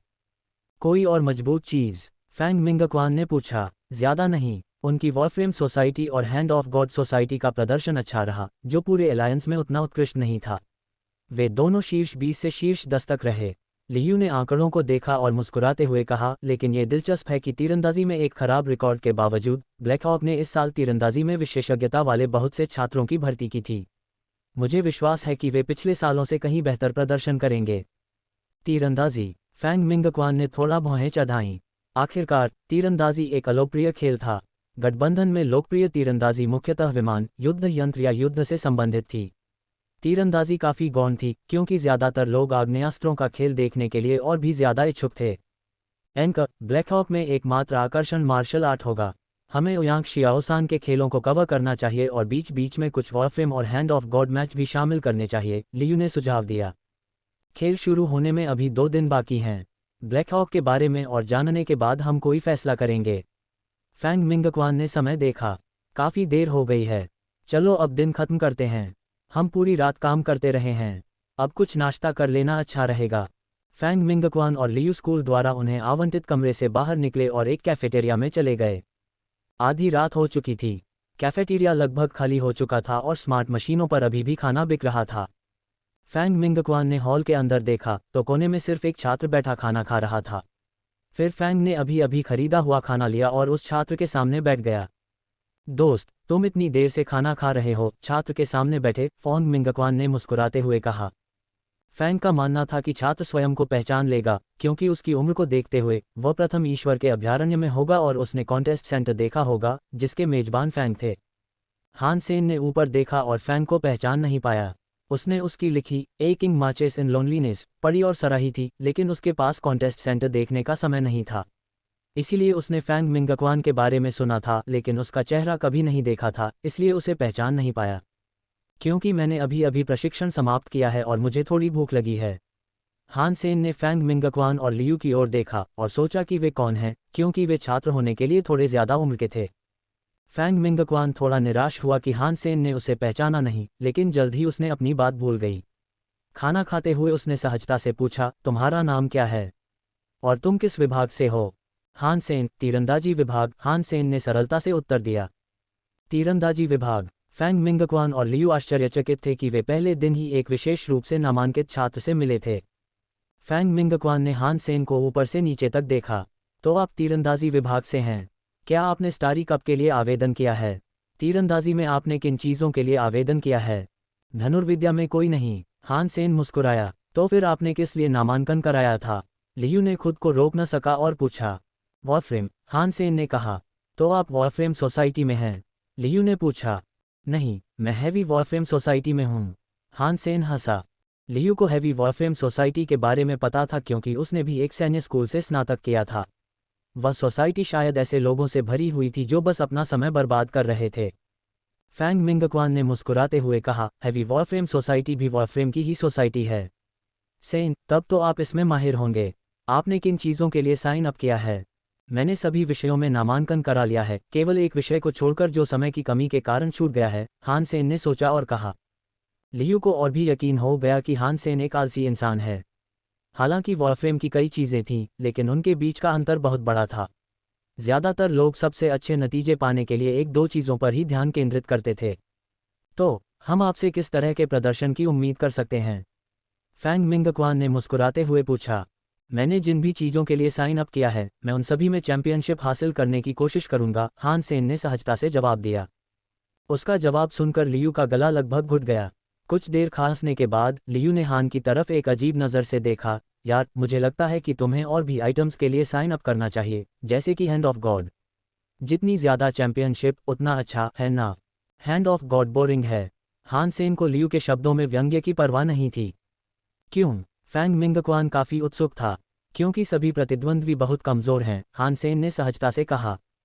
लियू ने हान सेन को देखा, उसे अपनी बात पर यकीन नहीं हो रहा था। लियू को लगा कि आजकल के छात्र इतने घमंडी हो गए हैं कि दूसरों को प्रभावित करने के लिए कुछ भी कह सकते हैं। लियू ने हैंड ऑफ गॉड में ब्लैक हॉक का रिकॉर्ड तोड़ा था, जो काफ़ी प्रभावशाली था। और ली यूफेंग अन्य लोगों के साथ एलायंस में शीर्ष 50 में शामिल थे। हालांकि उसने हान सेन के बारे में कभी नहीं सुना था। उसके द्वारा एकत्र किए गए डेटा के अनुसार हान Sen hand of God society में भी नहीं था। लियू ने हान सेन की ओर देखा और उपहास किया, तो आप भगवान के हाथ में ली यूफेंग से बहुत अधिक शक्तिशाली होंगे। ज़्यादा नहीं, लेकिन मैं उसे 20 अंकों से हरा सकता हूं, हान सेन ने कहा। लियू को लगा कि यह छात्र कुछ भी कहने की कोशिश नहीं कर रहा है और उसने उससे बात करना छोड़ दिया। दूसरी ओर फैंग मिंगक्वान हान सेन से बहुत प्रभावित हुआ। उसने मुस्कुराते हुए कहा, यह बहुत अच्छी बात है कि युवाओं में आत्मविश्वास है। तुम्हारा खेल कब है? हम तुम्हारा उत्साहवर्धन करने जाएंगे। मुझे अभी शेड्यूल नहीं मिला है, लेकिन मैं लगभग सभी वॉरफ्रेम मैचों में मौजूद रहूंगा। आप कभी भी आ सकते हैं। हान सेन ने अपना आखिरी निवाला निगला, खड़ा हुआ और बोला, कृपया अपना समय लें। मैं अब आराम करने जा रहा हूं। हान सेन के चले जाने के बाद लियू ने कहा, आजकल के युवा सचमुच बिगड़ गए हैं। वह बस यूं ही बातें कर रहा था। मुझे लगता है कि यह अच्छी बात है। उसने हर चीज़ के लिए हामी भर दी है, जो कुछ न करने से कहीं बेहतर है, फैंग मिंगक्वान ने मुस्कुराते हुए टिप्पणी की। लेकिन फैंग मिंगक्वान ने हान सेन की बातों को गंभीरता से नहीं लिया। तीरंदाजी विभाग में प्रवेश की शर्तें शुरू से ही कम थीं, इसलिए उस विभाग के छात्रों में आमतौर पर फिटनेस की कमी होती थी। तीरंदाजी विभाग के नए छात्र और कुख्यात हैवी वॉरफ्रेम सोसाइटी के सदस्य होने के नाते हान सेन किसी भी वॉरफ्रेम आइटम के चैंपियन होने की संभावना नहीं रखते थे। हान सेन कैफेटेरिया से निकलकर अपने छात्रावास की ओर चल पड़ा। संयोग से उसकी नज़र जी यानरान पर पड़ी, जो भी अपने छात्रावास की ओर वापस जा रही थी। अरे! हान सेन जल्दी से उसके पास गया और उसका अभिवादन किया, क्योंकि तकनीकी रूप से वह उसकी प्रेमिका थी। जी यानरान ने हान सेन को देखा और उसकी तरफ तेजी से देखा। फिर अचानक उसे एक ख्याल आया और वो मुस्कुरा दी। तुम हमेशा से ये साबित करना चाहते थे कि तुमने कोई धोखेबाजी नहीं की। तो क्या तुमने स्टारी कप में हैंड ऑफ गॉड के लिए साइन अप किया होगा? हान सेन ने आह भरी, मैं हैंड ऑफ गॉड के लिए पंजीकरण कराने जा रहा था, लेकिन मेरे समाज के सभी सदस्यों ने वॉरफ्रेम आइटम के लिए पंजीकरण करा लिया है, इसलिए ऐसा लगता है कि मेरे पास खुद को साबित करने का कोई मौका नहीं है। इसे बचाओ। जी यानरान ने हान सेन को तुच्छ समझा, यह मानते हुए कि वह हैंड ऑफ गॉड गेम्स में भाग लेने की हिम्मत नहीं करता। तुम मेरी गर्लफ्रेंड हो, तो क्या तुम मेरे खेल देखने आना चाहोगी? हान सेन मुस्कुराया और उससे पूछा। बस करो बकवास, जी यानरान ने कहा। तुमने कौन से वॉरफ्रेम आइटम के लिए साइन अप किया था? सभी। समय संघर्ष के कारण एक अपवाद को छोड़कर। क्यों? तुम्हें लगता है कि यह जाल डालने जैसा है, जितना चौड़ा उतना अच्छा? जी यानरान थोड़ा उत्सुक था। इनामों के लिए वॉरफ्रेम श्रेणी में लगभग 10 आइटम हैं, जो सबसे बड़ा था। मैं कई प्रथम स्थान प्राप्त कर सकता था और आसानी से 1 करोड़ कमा सकता था, हान सेन ने सच बताया। उसने सिर्फ इनाम पाने के लिए ही प्रवेश किया था। कई प्रथम स्थान? मुझे नहीं लगता कि आप शीर्ष 10 में भी जगह बना पाएंगे। शीर्ष 3 की तो बात ही छोड़ दीजिए, जी यानरान ने उनसे सवाल किया। तुम मुझे फिर से कम आंक रहे हो, हान सेन ने असहाय होकर कहा। इसे विश्लेषण करना कहते हैं, कम आंकना नहीं, जी यानरान ने मुस्कुराते हुए कहा। कोई बात नहीं, चूंकि आपको लगता है कि मुझे कोई इनाम नहीं मिल सकता, तो क्या हम शर्त लगाएं? हान सेन ने प्रस्ताव रखा। तुम फिर से धोखा देना चाहते हो? जी यानरान को हान सेन के बारे में थोड़ी अनिश्चितता महसूस हुई, क्योंकि उसे अभी भी ये पता नहीं चला था कि उसने कब गेम में पतले आदमी और ली यूफेंग को कैसे हराया था। ली यूफेंग भी बाद में जब इस बारे में सोचा तो उसे कुछ समझ नहीं आया। मिस्सी, ये तो पूरे स्कूल का खेल है। मैं क्या कर सकता हूँ? हान सेन को सच में समझ नहीं आ रहा था कि उसे उसके धोखेबाज होने का इतना जिद्दी अंदाज क्यों था। भगवान के लिए, उसने जी यानरान के सामने कभी बेईमानी नहीं की थी। जी यानरान ने सुझाव दिया, ठीक है, मैं तैयार हूँ। आपने अभी कहा था कि आप वॉरफ्रेम आइटम में कई प्रथम स्थान प्राप्त करेंगे। मैं आपको शर्मिंदा नहीं करना चाहता, इसलिए यदि आप उन वस्तुओं में 5 प्रथम स्थान प्राप्त कर लेते हैं तो समझिए कि आपने शर्त जीत ली है। अगर मैं जीत गया तो मुझे क्या मिलेगा? हान सेन ने मुस्कुराते हुए पूछा। यदि आप 5 वस्तुओं में चैंपियन बन सकते हैं तो आप खुद को साबित करने में सक्षम होंगे और मैं आपकी प्रेमिका बनने का अपना वादा निभाऊंगी, जी आनरान ने मुस्कुराते हुए कहा। उसे विश्वास नहीं हो रहा था कि वह एक भी चैंपियनशिप जीत सकता है। यह उचित नहीं है। हान सेन ने बार बार अपना सिर हिलाया। ऐसा कैसे? जी आनरान थोड़ा नाराज हुई। तुम पहले से ही मेरी गर्लफ्रेंड हो, इसलिए मेरे लिए दांव का कोई मतलब नहीं है। अगर तुम हार गई तो तुम्हें मेरे गालों पर नहीं, मुंह पर किस करना होगा। हान सेन ने फिर कहा, यह भी खेल खत्म होने के 1 दिन के अंदर पूरा करना होगा। किसी भी देरी की सज़ा हर अतिरिक्त दिन के लिए एक किस है। जी आनरान अपना आपा खोने ही वाली थी कि अचानक मुस्कुरा दी। ठीक है, लेकिन अगर तुम 5 चीज़ों में चैंपियन नहीं रही तो मुझे तुम्हें भी सज़ा देनी पड़ेगी। क्या तुम असहमत हो? आपको जो भी सज़ा पसंद हो, मैं वैसे भी जीतूंगा, हान सेन ने आत्मविश्वास से कहा। अभी इतना घमंड मत करो। हमें एक कॉन्ट्रैक्ट पर दस्तखत करने हैं, कहीं बाद में मना न कर दो। जी आनरान के पास कलम या कागज़ नहीं था, इसलिए उसने कहा, मेरे साथ आओ। हम कॉन्ट्रैक्ट प्रिंट कर लेंगे और दोनों दस्तखत कर देंगे। जी आनरान हान सेन को एक सेल्फ सर्विस टर्मिनल पर ले गईं और कॉन्ट्रैक्ट की 2 कॉपी प्रिंट की। उन्होंने उन्हें हान सेन को दिखाया। जांच लें कि क्या आप यहाँ लिखी हर बात से सहमत हैं। अगर हैं तो कृपया हस्ताक्षर कर दें। हान सेन ने कॉन्ट्रैक्ट उठाया और ध्यान से पढ़ा। ये कानूनी तौर पर बाध्यकारी दस्तावेज था और उसे डर था कि वह उसे फंसा सकती है। खुशकिस्मती से जी आनरान को नहीं लगता था कि वह हारेगी, इसलिए अनुबंध उचित था।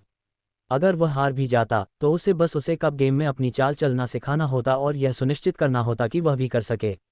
साथ ही उसे यह वादा भी करना होता कि वह उसकी इजाज़त के बिना कभी उसके पास नहीं आएगा और उससे बात नहीं करेगा। अनुबंध पढ़ने के बाद हान सेन हिचकिचाया क्योंकि उसे यकीन नहीं था कि वह स्वीवब्लेड दूसरों को सिखा सकता है, क्योंकि यह गैम्बलर के परिवार से था और वह उसकी मंजूरी के बिना इसे लीक नहीं कर सकता था। जी आनरान ने हान सेन की हिचकिचाहट देखी और सोचा कि वह डर गया है।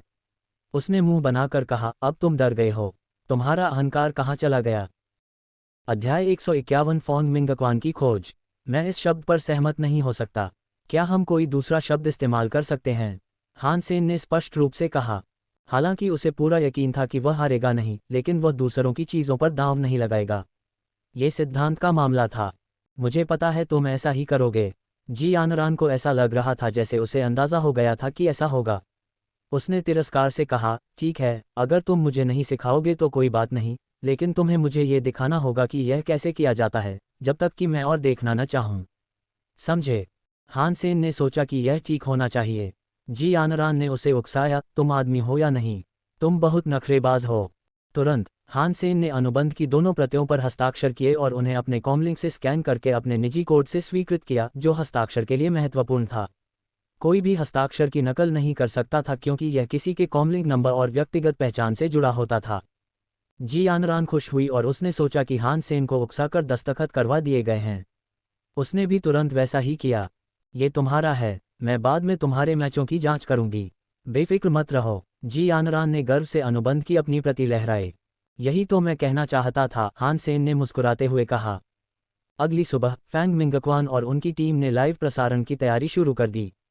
मुख्य रूप से ओयांग शियाओसान का मार्शल आर्ट गेम, उसके बाद वॉरफ्रेम और हैंड ऑफ गॉड गेम दिखाए गए। फैंग मिंगक्वान ने ब्लैक हॉक ऑनलाइन समुदाय को ब्राउज़ करने में कुछ समय लिया, क्योंकि उनका मानना था कि यह स्कूल को बेहतर तरीके से जानने का सबसे अच्छा तरीका था। जल्द ही फैंग एक विषय की ओर आकर्षित हो गया। बहुत से लोग चर्चा कर रहे थे कि जी आनरान का प्रेमी कौन था। मीडिया में काम करने वाले एक व्यक्ति के रूप में फैंग मिंगक्वान ने जी आनरान का नाम सुना था और जानता था कि वह हैंड ऑफ गॉड सोसाइटी की अध्यक्ष और कैंपस की खूबसूरत लड़की है।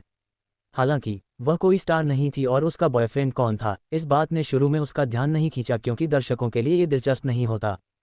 लेकिन फॉन्ग मिंगक्वान ने फिर भी उसे पूरा पढ़ा और जो उसने पढ़ा उससे वह हैरान और मंत्रमुग्ध हो गया। जी आनरान के बॉयफ्रेंड ने हैंड ऑफ गॉड में ली यूफेंग को 20 अंकों से हरा दिया था। इस अप्रत्याशित खबर ने फैंग को रोमांचित कर दिया। उन्हें बस यही चिंता थी कि लाइव प्रसारण फीका पड़ सकता है। अगर वे सिर्फ ओयांग शियाओसान का खेल दिखाते रहे तो उनकी रेटिंग अच्छी नहीं हो पाएगी। और फैंग को कुछ ऐसी गंध आ गई थी जो जी आनरान के प्रेमी के इस विषय के वायरल होने की क्षमता रखती थी। लियू, आओ और इसे देखो, फॉन्ग मिंगक्वान ने पुकारा। लियू ने शीर्षक को कुछ संदेह के साथ पढ़ा और सोचा कि फैंग उसे कैंपस की गपशप क्यों दिखा रहा है, जो उनके शो के लिए बहुत कम उपयोगी प्रतीत होती है। लेकिन जब लियू ने पूरी चर्चा पढ़ी तो उसने अपना मुंह खोला और काफ़ी देर बाद कहा, यह असंभव है।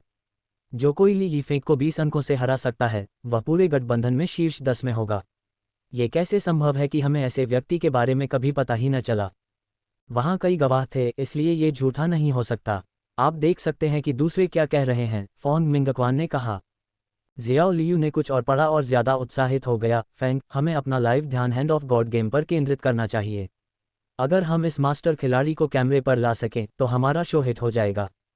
लियू, तुम्हें याद है कि कल रात हम जिस छात्र से मिले थे उसका नाम क्या था? फोंग मिंगक्वान ने अचानक पूछा। नहीं, तुमने उसका जिक्र क्यों किया? लियू हैरान था। क्या तुम्हें याद नहीं कि उसने क्या कहा था? उसने कहा था कि वह ली यूफेंग को आसानी से 20 अंकों से हरा सकता है। फैंग मिंग ने याद किया। तुम्हें लगता है कि वह छात्र जी यानरान का बॉयफ्रेंड है? ये नामुमकिन है। वह तीरंदाजी विभाग में एक नया छात्र है और हैवी वॉरफ्रेम सोसाइटी का सदस्य है। उसने सिर्फ वॉरफ्रेम आइटम्स के लिए साइन अप किया था। वह जी यानरान का बॉयफ्रेंड कैसे हो सकता है? अगर वह हैंड ऑफ गॉड में इतना अच्छा है तो उसने उसके लिए साइन अप क्यों नहीं किया? लियू को यकीन नहीं हो रहा था कि हान सेन जी यानरान का बॉयफ्रेंड था। यही तो चीज़ों को दिलचस्प बनाता है। फैंग मिंगक्वान मुस्कुराया। उसने ज़्यादातर वॉरफ्रेम आइटम्स में नामांकन कराया है। जाओ, अब हमारे उपकरण ले आओ। हम सभी वॉरफ्रेम गेम्स कवर करेंगे। फैंग, चूंकि हम पक्के तौर पर नहीं कह सकते कि वो जी यानरान का बॉयफ्रेंड है, तो क्या ये बहुत जोखिम भरा नहीं है? और अगर वो जी यानरान का बॉयफ्रेंड भी है और हैंड ऑफ गॉड में माहिर है, तो इसका मतलब ये नहीं कि वो वॉरफ्रेम में भी अच्छा करेगा। लियू चिंतित था। ओयांग के खेल को पर्याप्त मीडिया कवरेज मिल रही है, इसलिए अगर हम भी ऐसा करें तो कोई बात नहीं।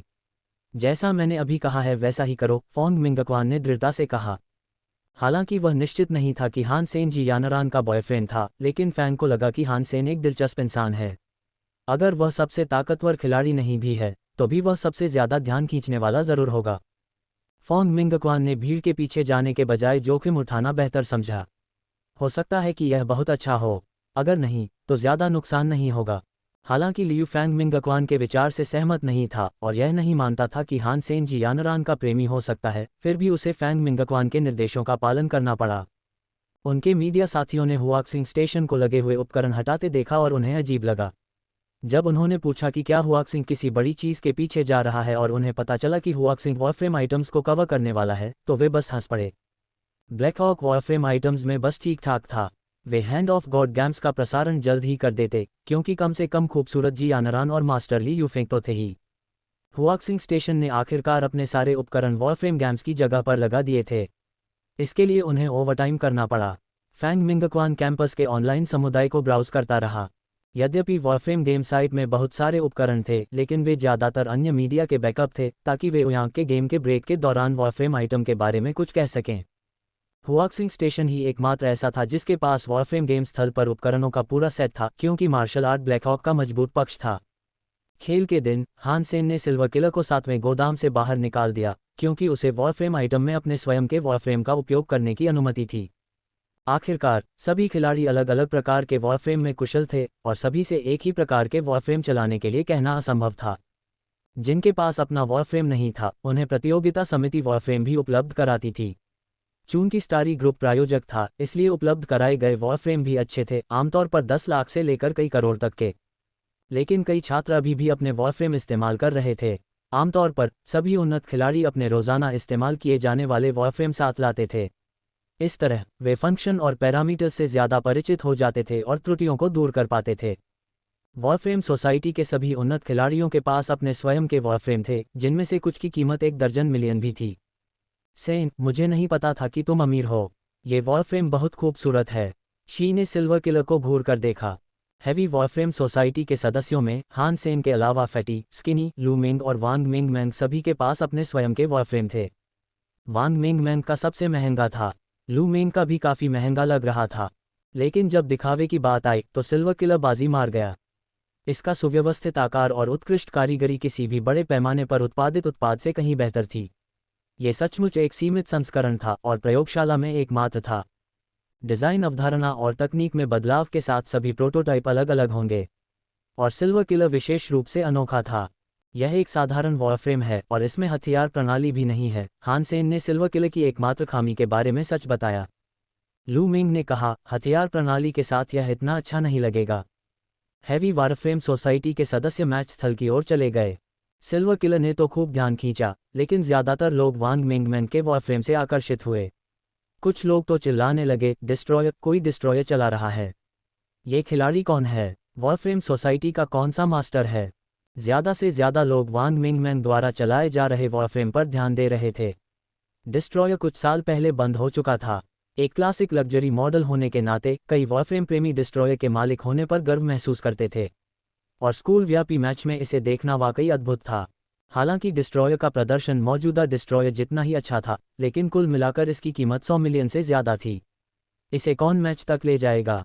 आयोजन स्थल के बाहर अधिकाधिक लोग डिस्ट्रॉयर पर ध्यान दे रहे थे तथा कई लोग ये पूछ रहे थे कि ड्राइवर कौन है। बाद में उन्हें जो पता चला उससे वे दंग रह गए। डिस्ट्रॉयर चलाने वाला व्यक्ति वॉरफ्रेम सोसाइटी का कोई उन्नत खिलाड़ी नहीं था, बल्कि एक हैवी वॉरफ्रेम सोसाइटी का सदस्य था। और उन्हें ये भी पता चला कि ड्राइवर एक नए साल की लड़की थी और उसके सोसाइटी के लगभग सभी सदस्य नए छात्र थे। हैवी वॉरफ्रेम सोसाइटी मैच में है, क्या उन्हें किसी चलती प्रतियोगिता में भाग नहीं लेना चाहिए? ऐसा मत कहो, कम से कम उनके नाम में वॉरफ्रेम तो है। यह अफसोस की बात है। इतना बढ़िया वॉरफ्रेम, ये तो डिस्ट्रॉयर है। स्वाभाविक रूप से हैवी वॉरफ्रेम सोसाइटी के प्रदर्शन को लेकर कोई भी आशावादी नहीं था। आखिरकार वॉरफ्रेम चाहे कितना भी अच्छा क्यों ना हो, असली बात तो खिलाड़ी ही होता है। दूसरी ओर फैंग मिंगक्वान ने लाइव शुरू कर दिया था और कैमरा हैवी वॉरफ्रेम सोसाइटी के सदस्यों पर केंद्रित कर दिया था। होलोग्राफिक फुटेज उसी समय स्काईनेट पर अपलोड हो रहा था। कई वफादार प्रशंसक पहले से ही अपनी स्क्रीन के सामने इंतजार कर रहे थे। उनमें से ज्यादातर को कंटेंट की परवाह नहीं थी, बल्कि होस्ट कौन है इसकी परवाह थी। फैंग की प्रतिष्ठा के कारण लाइव की शुरुआत कई लाख दर्शकों के साथ हुई। वाह, डिस्ट्रॉयर! स्टारी कप में कुछ खास बात है। होलोग्राफिक छवि में डिस्ट्रॉयर को पहचान कर कई लोग उसकी प्रशंसा करने से खुद को नहीं रोक पाए। नमस्ते दोस्तों, मैं आपका मेज़बान फैंग मिंगक्वान हूँ। आज से मैं आपके लिए स्टारी कप ब्लैक हॉक डिवीजन को कवर करूँगा। मैं वॉरफ्रेम आइटम्स का सीधा प्रसारण करूँगा। जो दर्शक स्टारी कप के बारे में कुछ जानते थे उन्होंने टिप्पणियाँ लिखनी शुरू कर दी। फैंग, आप ओयांग शियाओसान के मार्शल आर्ट मैच का प्रसारण क्यों नहीं करते? वॉरफ्रेम क्यों? ब्लैक हॉक तो वॉरफ्रेम आइटम्स में बस ठीक ठाक है। क्या यहाँ कुछ गड़बड़ चल रही है? फैंग को स्टेशन में हाशिए पर रखा जाना चाहिए। फैंग मिंगक्वान ने ये टिप्पणियाँ देखीं और मुस्कुराए। दोस्तों, आपकी चिंता के लिए शुक्रिया। मैंने सभी वॉरफ्रेम मैचों का सीधा प्रसारण इसलिए चुना क्योंकि मुझे लगता है कि इस साल ब्लैक हॉक का एक सबसे मूल्यवान खिलाड़ी होगा जो पूरे एलायंस में एक स्टार होगा। इसलिए ये शो उसके सभी मैचों पर केंद्रित होगा। इसके अलावा ये खिलाड़ी समय के टकराव के कारण एक को छोड़कर वॉरफ्रेम के सभी आइटम में है। आइए इंतजार करें और उसके प्रदर्शन को देखें। सचमुच पूरे गठबंधन में एक सितारा। पिछली बार वह सही निकला था और अब वह फिर से अपनी किस्मत आजमा रहा है। बकवास, मैंने ब्लैक हॉक से स्नातक किया है और वह स्कूल भाग्यशाली है कि वह एलायंस में वॉरफ्रेम में शीर्ष 20 में है। फैंग निश्चित रूप से विध्वंसक के चालक के बारे में बात कर रहा होगा। हाँ, ये देखने के लिए उत्साहित हूँ कि क्या होगा। फैंग अपने लाइव शो में बहुत रचनात्मक हैं। Love you, Fang Mingquan. विश्वासी और अविश्वासी दोनों ही विध्वंसक को देख रहे थे। मैं आपको इस खिलाड़ी के बारे में संक्षेप में कुछ बताऊंगा। वह ब्लैक हॉक में नया है और तीरंदाजी में माहिर है। स्कूल की हैवी वॉरफ्रेम सोसाइटी का सदस्य होने के नाते उनके परिचय ने दर्शकों को उलझन में डाल दिया। ऐसा लग रहा था जैसे फ्रेशमैन तीरंदाजी और हैवी वॉरफ्रेम सोसाइटी का सबसे मूल्यवान खिलाड़ी से कोई लेना देना नहीं है। फैंग मिंगक्वान पागल हो गया होगा, वांग चांगकिंग ने सोचा जो इस लाइव शो को देख रहा था। ब्लैक हॉक मिलिट्री अकादमी में कई छात्र फैंग मिंगक्वान द्वारा आयोजित लाइव शो भी देख रहे थे। सभी मैच स्थलों पर एक साथ मौजूद रहना संभव नहीं था, इसलिए कुछ छात्र अन्य स्थानों पर फैंग के कार्यक्रम के माध्यम से वॉरफ्रेम गेम देख रहे थे। लेकिन ज्यादातर लोग फैंग मिंगक्वान की प्रसिद्धि के कारण इसे देखते थे। सैन्य स्कूल के ज्यादातर छात्र फर्स्ट गॉड सेंचुरी में थे और सभी फैंग को जानते थे। जियानरान हैंड ऑफ गॉड के मैच स्थल पर थे, साथ ही फैंग मिंगक्वान के लाइव शो के माध्यम से वॉरफ्रेम गेम भी देख रहे थे। फैंग मिंगक्वान बहुत नाटकीय है। एक स्टार, हमारे स्कूल में ऐसा कोई नहीं है, क्यों? लिली ने विरोध किया। जियानरान मुस्कुराई, पत्रकार तो सब ऐसे ही होते हैं और फैंग मिंगक्वान भी कोई अपवाद नहीं है। जियानरान ने फिर फ्रेम में हान सेन की आकृति को खोजना शुरू किया, लेकिन फैंग मिंगक्वान के परिचय ने उसका ध्यान आकर्षित किया। फ्रेशमैन तीरंदाजी हैवी वॉरफ्रेम सोसाइटी। ये सब उस धोखेबाज आदमी के लिए सही लगते हैं। क्या फैंग उसके बारे में बात नहीं कर रहा होगा? जी यानरान को थोड़ी बेचैनी महसूस हुई, लेकिन उसे छवि में हान सेन नहीं मिला क्योंकि वह नहीं जानती थी कि हान सेन किस वॉरफ्रेम में है, और उसकी नज़र बाकी लोगों की तरह डिस्ट्रॉयर पर पड़ी। दर्शकों की गहन चर्चा के साथ वॉरफ्रेम आइटम्स का पहला मुकाबला शुरू हो गया था। ये सबसे सीधी 30,000 फीट की रिंग रेस थी। सभी वॉरफ्रेम प्रारंभिक बिंदु पर थे और शुरू करने के आदेश की प्रतीक्षा कर रहे थे। सबको लगा कि फैंग मिंगक्वान का परिचय विध्वंसक के चालक के बारे में था। जी यानरान भी धड़कते दिल से विध्वंसक देख रही थी।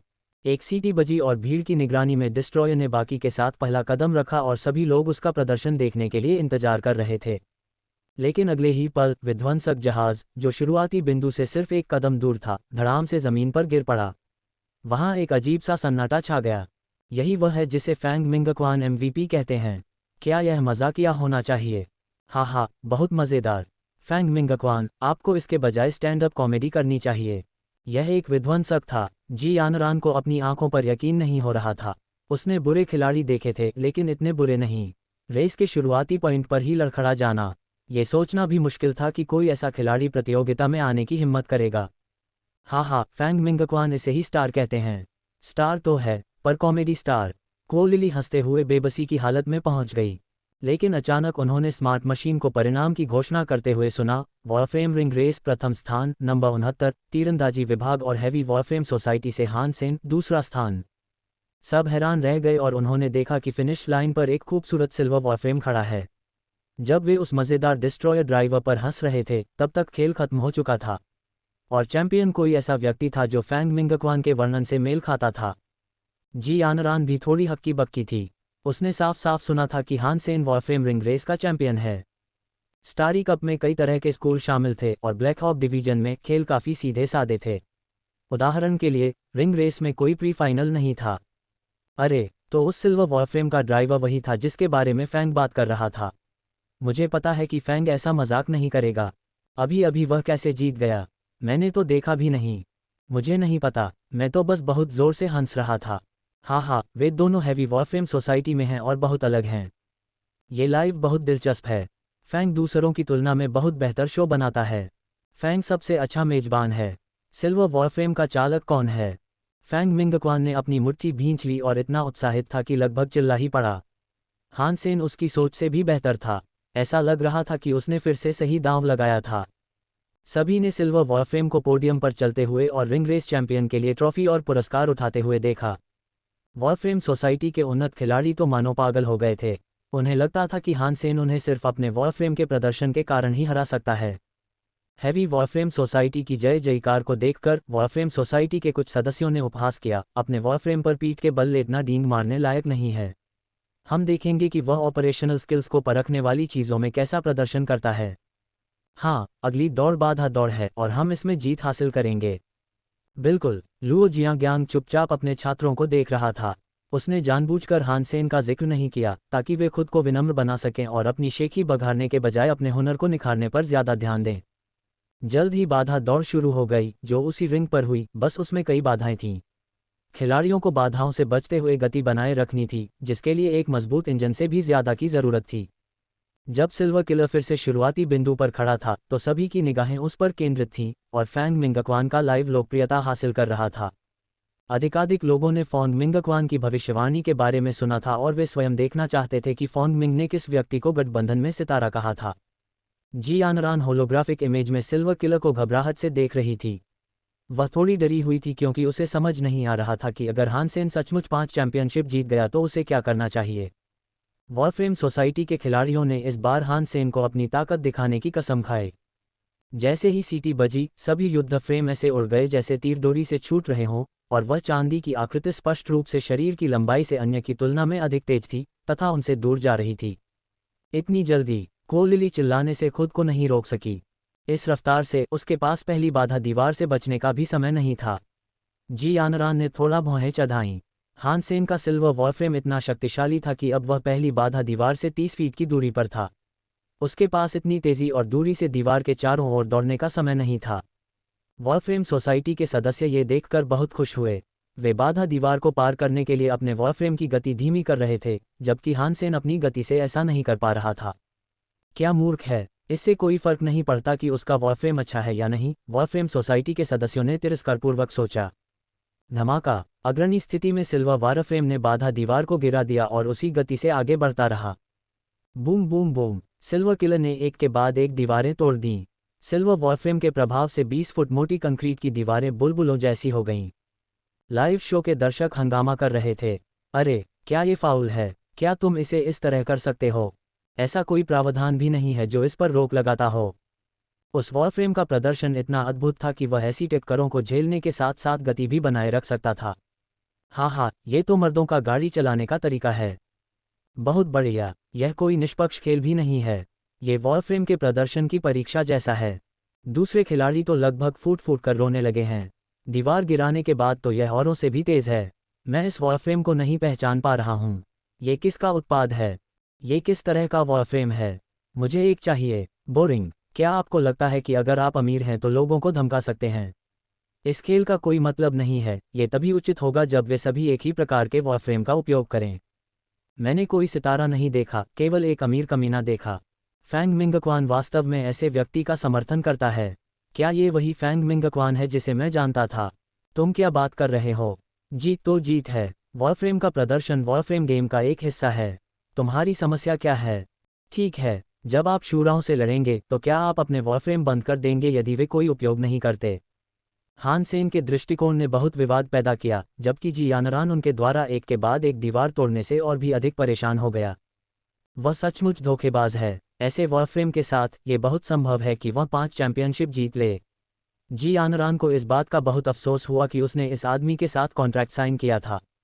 वह इस बात पर विश्वास नहीं कर पा रही थी कि यह लड़का आधिकारिक मैच में धोखा देने का तरीका जानता है। अंत में सिल्वर किलर फिर से सबसे पहले फिनिश लाइन पार कर गया और बाधा दौड़ में चैंपियन बन गया। वॉरफ्रेम सोसाइटी के सदस्य उस पर तीखी निगाहें गड़ाए हुए थे। हान सेन की अत्यधिक विवादास्पद जीत के कारण कई छात्र जो अन्य खेल देख रहे थे वॉरफ्रेम मैच स्थल पर आ गए। यहाँ तक कि सबसे लोकप्रिय मार्शल आर्ट गेम्स भी वॉरफ्रेम मैचों के कारण दर्शकों को खोने लगे। समाचार चैनलों पर लोग ये देखकर भ्रमित हो गए कि छात्र यांग शियाओसान का मैच भी छोड़ रहे हैं। जब उन्हें कुछ छात्रों से पता चला कि क्या हुआ था, तब तक अपने उपकरण इधर उधर करने में बहुत देर हो चुकी थी। उन्हें वॉरफ्रेम गेम की रिपोर्ट करने के लिए साधारण उपकरणों का इस्तेमाल करना पड़ा, जो फैंग मिंगक्वान के शो के बराबर नहीं था। स्काईनेट पर फैंग का लाइव शो देखने वालों की संख्या बढ़ती जा रही थी। दर्शकों की संख्या 10 लाख तक पहुंच गई थी और लगातार बढ़ती जा रही थी। यद्यपि 1 मिलियन लोग पूरे एलायंस की तुलना में कुछ भी नहीं थे, लेकिन एक डिवीजन में खेल के लिए ये संख्या काफ़ी प्रभावशाली थी। आखिरकार स्टारी कप में रुचि रखने वाले ज़्यादातर लोग अपना ध्यान उन स्कूलों पर केंद्रित करना पसंद करेंगे जो संभावित चैंपियन हो सकते हैं। ब्लैकहॉक एक प्रसिद्ध स्कूल होने के बावजूद उसका एक भी ऐसा खेल नहीं था जो उत्कृष्ट हो। इसलिए ज़्यादातर लोग इस डिवीजन को देखना पसंद नहीं करते। बहुत से लोगों ने देखा क्योंकि लाइव शो फैंग मिंगक्वान कर रहे थे।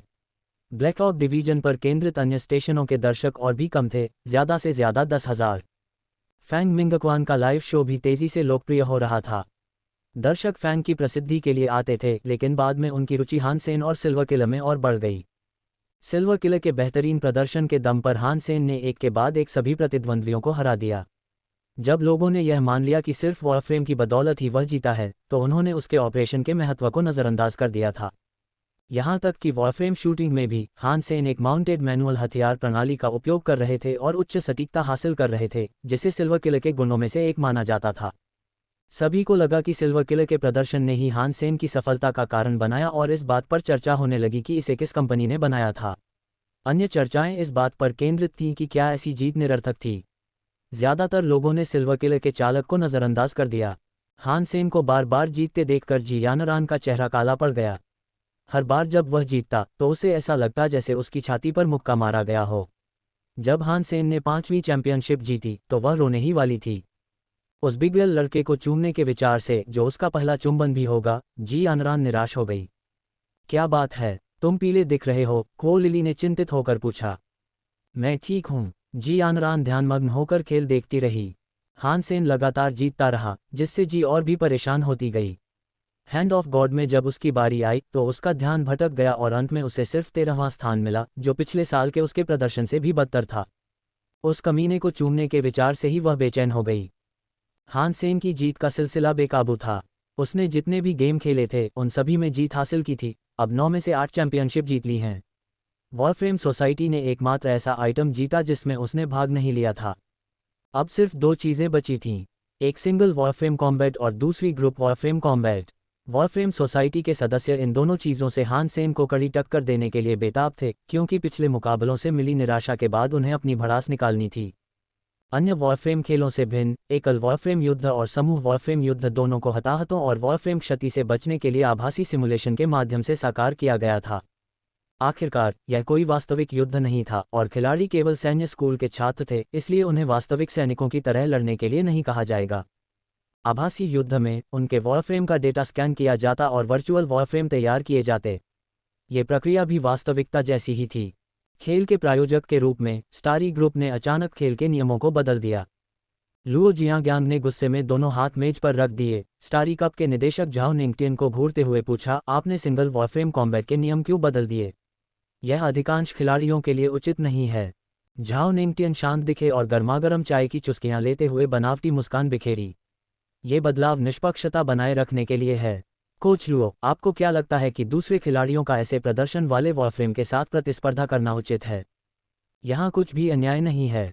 कमज़ोर को हराया जाएगा, हर जगह यही होता है। चूंकि यह एकल वॉरफ्रेम मुकाबला है, इसलिए आमने सामने होना चाहिए। आप नियमों को इतनी बेरहमी से कैसे बदल सकते हैं? लुओ जियांग्यांग ने गुस्से से कहा। कोच लुओ, यह कोई अचानक किया गया बदलाव नहीं है, बल्कि एक जिम्मेदाराना बदलाव है। आगे कुछ कहने की ज़रूरत नहीं है। प्रायोजक होने के नाते हमें खेल के नियमों में सबसे उचित बदलाव करने का अधिकार है।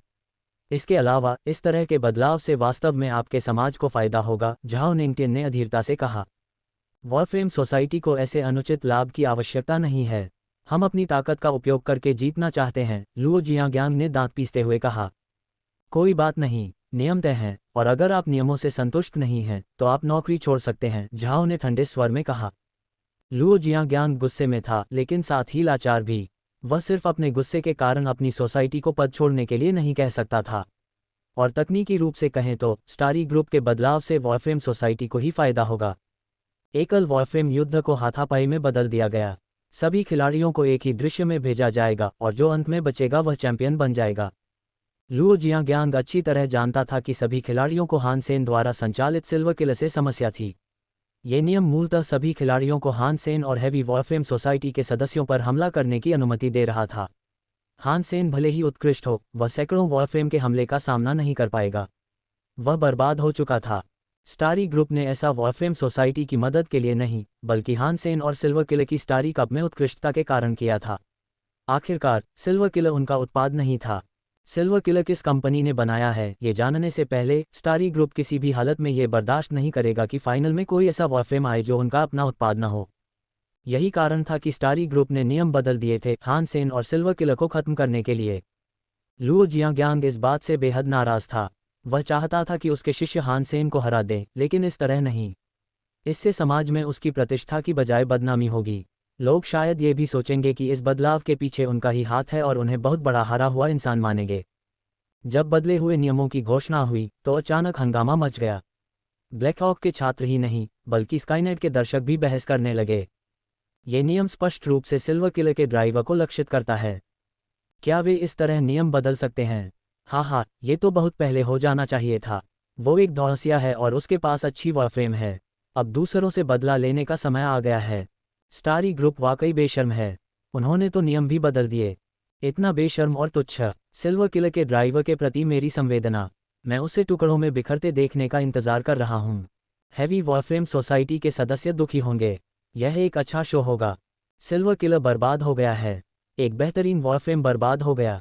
मैं देखना चाहता था कि यह कितनी दूर तक जा सकता है। फैंग मिंगक्वान भी इस समय परेशान था। उसने सोचा भी नहीं था कि स्टारी ग्रुप इतना बेशर्म होगा कि आमने सामने की लड़ाई को हाथापाई में बदल देगा। लेकिन फैंग मिंगक्वान भी जानता था कि स्टारी ग्रुप जैसी कंपनी का सामना करना उसके बस की बात नहीं थी। उसे लाइव शो में कहना पड़ा, नियमों में बदलाव की वजह से हान सेन और उसका सिल्वर किले उलटफेर में फंस जाएंगे। मुझे नहीं पता कि स्टारी कप के प्रायोजक क्या सोच रहे थे, लेकिन यह निस्संदेह एक अनुचित लड़ाई है। मैं बस यही उम्मीद कर सकता हूं कि हान सेन अपनी क्षमता का पूरा इस्तेमाल कर सके और आगे बढ़ सके। इस समय परिणाम मायने नहीं रखता। सहमत हूं। स्टारी ग्रुप घिनौना है। ये घृणित से भी अधिक बकवास है। स्टारी ग्रुप हमेशा से ही बेकार रहा है। लेकिन दर्शकों ने चाहे जितना भी विरोध किया, खेल फिर भी नए नियमों के अनुसार शुरू हुआ। ये परिवर्तन उस तीरंदाजी छात्र के लिए बहुत अनुचित है। को लिली खुद को रोक नहीं सकी और बोली। हालांकि जी यानरान हानसेन द्वारा जीती गई चैंपियनशिप को देखकर दुखी थी, लेकिन उसे लगा कि नियमों में यह अस्थायी बदलाव बहुत ज़्यादा था। सिर्फ उसे ही नहीं, पूरी हैवी वॉरफ्रेम सोसाइटी को नुकसान होगा। उन्हें हमले का पहला निशाना माना जाएगा, जी यानरान ने भौहें चढ़ाते हुए कहा। जो छात्र और दर्शक शुरू में हानसेन की उच्च प्रदर्शन वाली वॉरफ्रेम पर निर्भरता से नाखुश थे, उन्होंने अचानक सहानुभूतिपूर्ण रवैया अपना लिया। बस कुछ ही लोग खुश हो रहे थे। आखिरकार अधिकांश लोग दयालु थे और कमजोर लोगों के प्रति सहानुभूति रखते थे, और स्टारी ग्रुप तो सचमुच हद पार कर गया था। खैर, खेल शुरू हुआ। सभी प्रतिभागियों ने एक होलोग्राफिक सिम्युलेटर की मदद से अपने अपने वॉरफ्रेम स्कैन किए और आभासी दुनिया में लड़ने के लिए तैयार अपने अपने वर्चुअल वॉरफ्रेम तैयार किए। लेकिन जब सबने खेल का नक्शा देखा तो प्रायोजक को बेशर्म कहने से खुद को नहीं रोक पाए।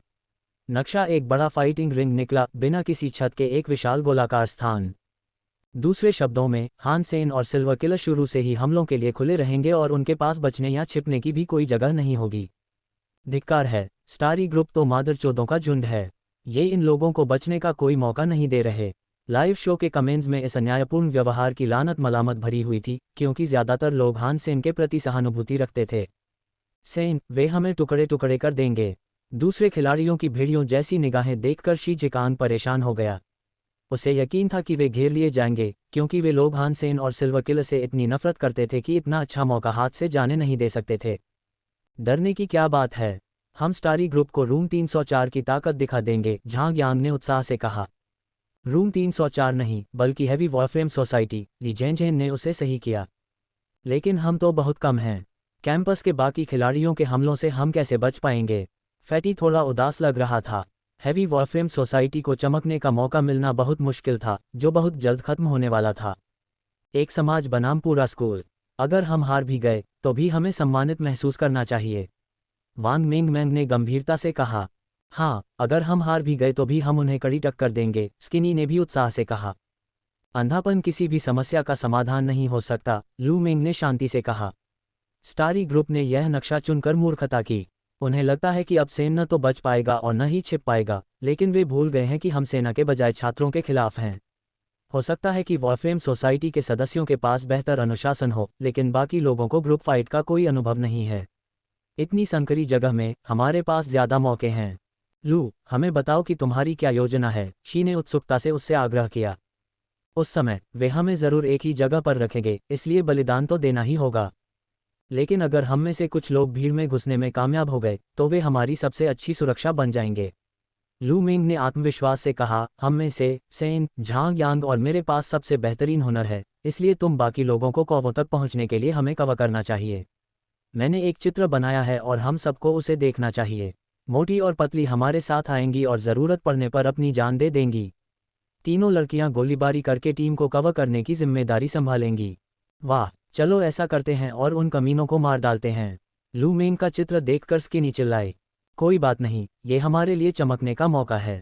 हम जहां तक हो सकेगा करेंगे और कोई भी हैवी वॉरफ्रेम सोसाइटी को नीची नज़र से देखने की हिम्मत नहीं करेगा, फैटी ने दांत पीसते हुए कहा। भाई हान, निश्चिंत रहो, मैं तुम्हें कवर करूंगा, वांग मिंगमैंग ने कहा। मत करो मिंगमैंग, कृपया सेन को कवर करने की कोशिश मत करो, बस हम पर गोली चलाने से बचो, शी ने जल्दी से कहा। वह वांग मिंगमैंग के ऑपरेशनल कौशल को लेकर चिंतित था। वह एक बच्ची जैसी थी और उसने डिस्ट्रॉय जैसे बेहतरीन वॉरफ्रेम को पूरी तरह बर्बाद कर दिया। हा, अन्य लोग हंसे। ठीक है मिंगमैंग, मुझे ढकने की जिम्मेदारी तुम्हारी होगी, बाकी चीज़ों की परवाह मत करो, हानसेन ने मुस्कुराते हुए कहा। भाई तो भाई होता है, बाकी सबसे कहीं बेहतर, वांग मिंगमैंग ने खुश होकर कहा। लड़ाई की शुरुआत में आभासी दृश्य में सभी खिलाड़ियों को आसपास के चैनलों से भेजा गया, और प्रायोजक स्टारी ग्रुप ने वही किया जो लू मिंग ने कहा था। हैवी वॉरफ्रेम सोसाइटी के सदस्यों को उसी जगह भेज दिया ताकि बाकी लोग उन्हें घेर लें। जैसे ही वे रिंग में आए, हानसेन, लू मिंग, झांग यांग, फैटी और स्किनी ने अपने वॉरफ्रेम पूरी गति से चलाए और भीड़ की ओर दौड़ पड़े। वांग मिंगमैंग, वांग चुन और ली जेनजेन टीम का नेतृत्व कर रहे 5 वॉरफ्रेम को कवर करने के लिए एक ही समय में उन पर गोलीबारी कर रहे थे। लू मिंग ने जो कहा वह सही था। आखिरकार विरोधी कोई प्रशिक्षित सेना तो थी नहीं। पांचों को आते देख सबकी पहली प्रतिक्रिया उन पर गोली चलाने की थी, जिससे पूरी तरह से अफरा तफरी मच गई। चूंकि यह स्थल सीमित स्थान वाला एक रिंग है, इसलिए क्रॉसफायर से आकस्मिक चोट लगने की संभावना बनी रहती है। हान सेन और उसके लोग फैल गए और अन्य वॉरफ्रेम के पास पहुंचकर गोलीबारी करने लगे, जो कि इतने तीव्र हमले के तहत करना आसान नहीं था। हान सेन की आंखें जल रही थीं। होलोग्राफिक सिमुलेशन मशीन में बैठकर उसने परी रानी को बुलाया और रूप बदल लिया। तुरंत ही होलोग्राफिक छवियों की गति धीमी हो गई। अब सब कुछ गणना योग्य है। हान सेन ने तेजी से अपने हाथों से चकाचौंध कर देने वाली हरकतें की, जिससे सिल्वर किलर किसी भूत की तरह हिलने लगा। दोनों हाथों में एक एक पार्टिकल सबमशीन गन और पीठ पर 2 लेजर तलवारें लिए हान सेन बिना रुके तेजी से गोलियां चलाते हुए आगे बढ़े। ब्लैक हॉक में अधिकांश शिक्षक और छात्र इस खेल को देख रहे थे और फैंग मिंगक्वान के अब 10 मिलियन से अधिक दर्शक हो गए थे तथा ये संख्या और भी बढ़ती जा रही थी। हाँ, हैवी वॉरफ्रेम सोसाइटी ने हमला करने की पहल की। ऐसा लगता है कि उन्होंने हार नहीं मानी है। आओ, बाकी को नष्ट कर दो। ये बहुत रोमांचक है। फॉन्ग मिंगक्वान दर्शकों को सर्वोत्तम कोण दिखाने के लिए लगातार सभी लेंसों को समायोजित कर रहे थे। वे भीड़ के अंदर जाना चाहते हैं, जो एक बहुत ही चतुर तरीका है। चूंकि उनके विरोधी पेशेवर सैनिक नहीं हैं, इसलिए वे हाथापाई का इस्तेमाल अपने फायदे के लिए कर सकते हैं। जो लोग रणनीति जानते थे, वे समझ गए कि हैवी वॉरफ्रेम सोसाइटी क्या हासिल करने की कोशिश कर रही थी। कृपया उन्हें गहराई तक जाने दें। कुछ लोग हैवी वॉरफ्रेम सोसाइटी के लिए प्रार्थना कर रहे थे। जाओ, ज्यादातर लोग बस उत्साहित थे। चाहे कोई भी जीते, वे बस एक अच्छी लड़ाई देखना चाहते थे। प्रायोजक के निगरानी कक्ष में झाओ नेंगटियन ने उपहास किया, इतने कम लोगों के साथ वे सैकड़ों वॉरफ्रेम को कभी नहीं हरा सकते।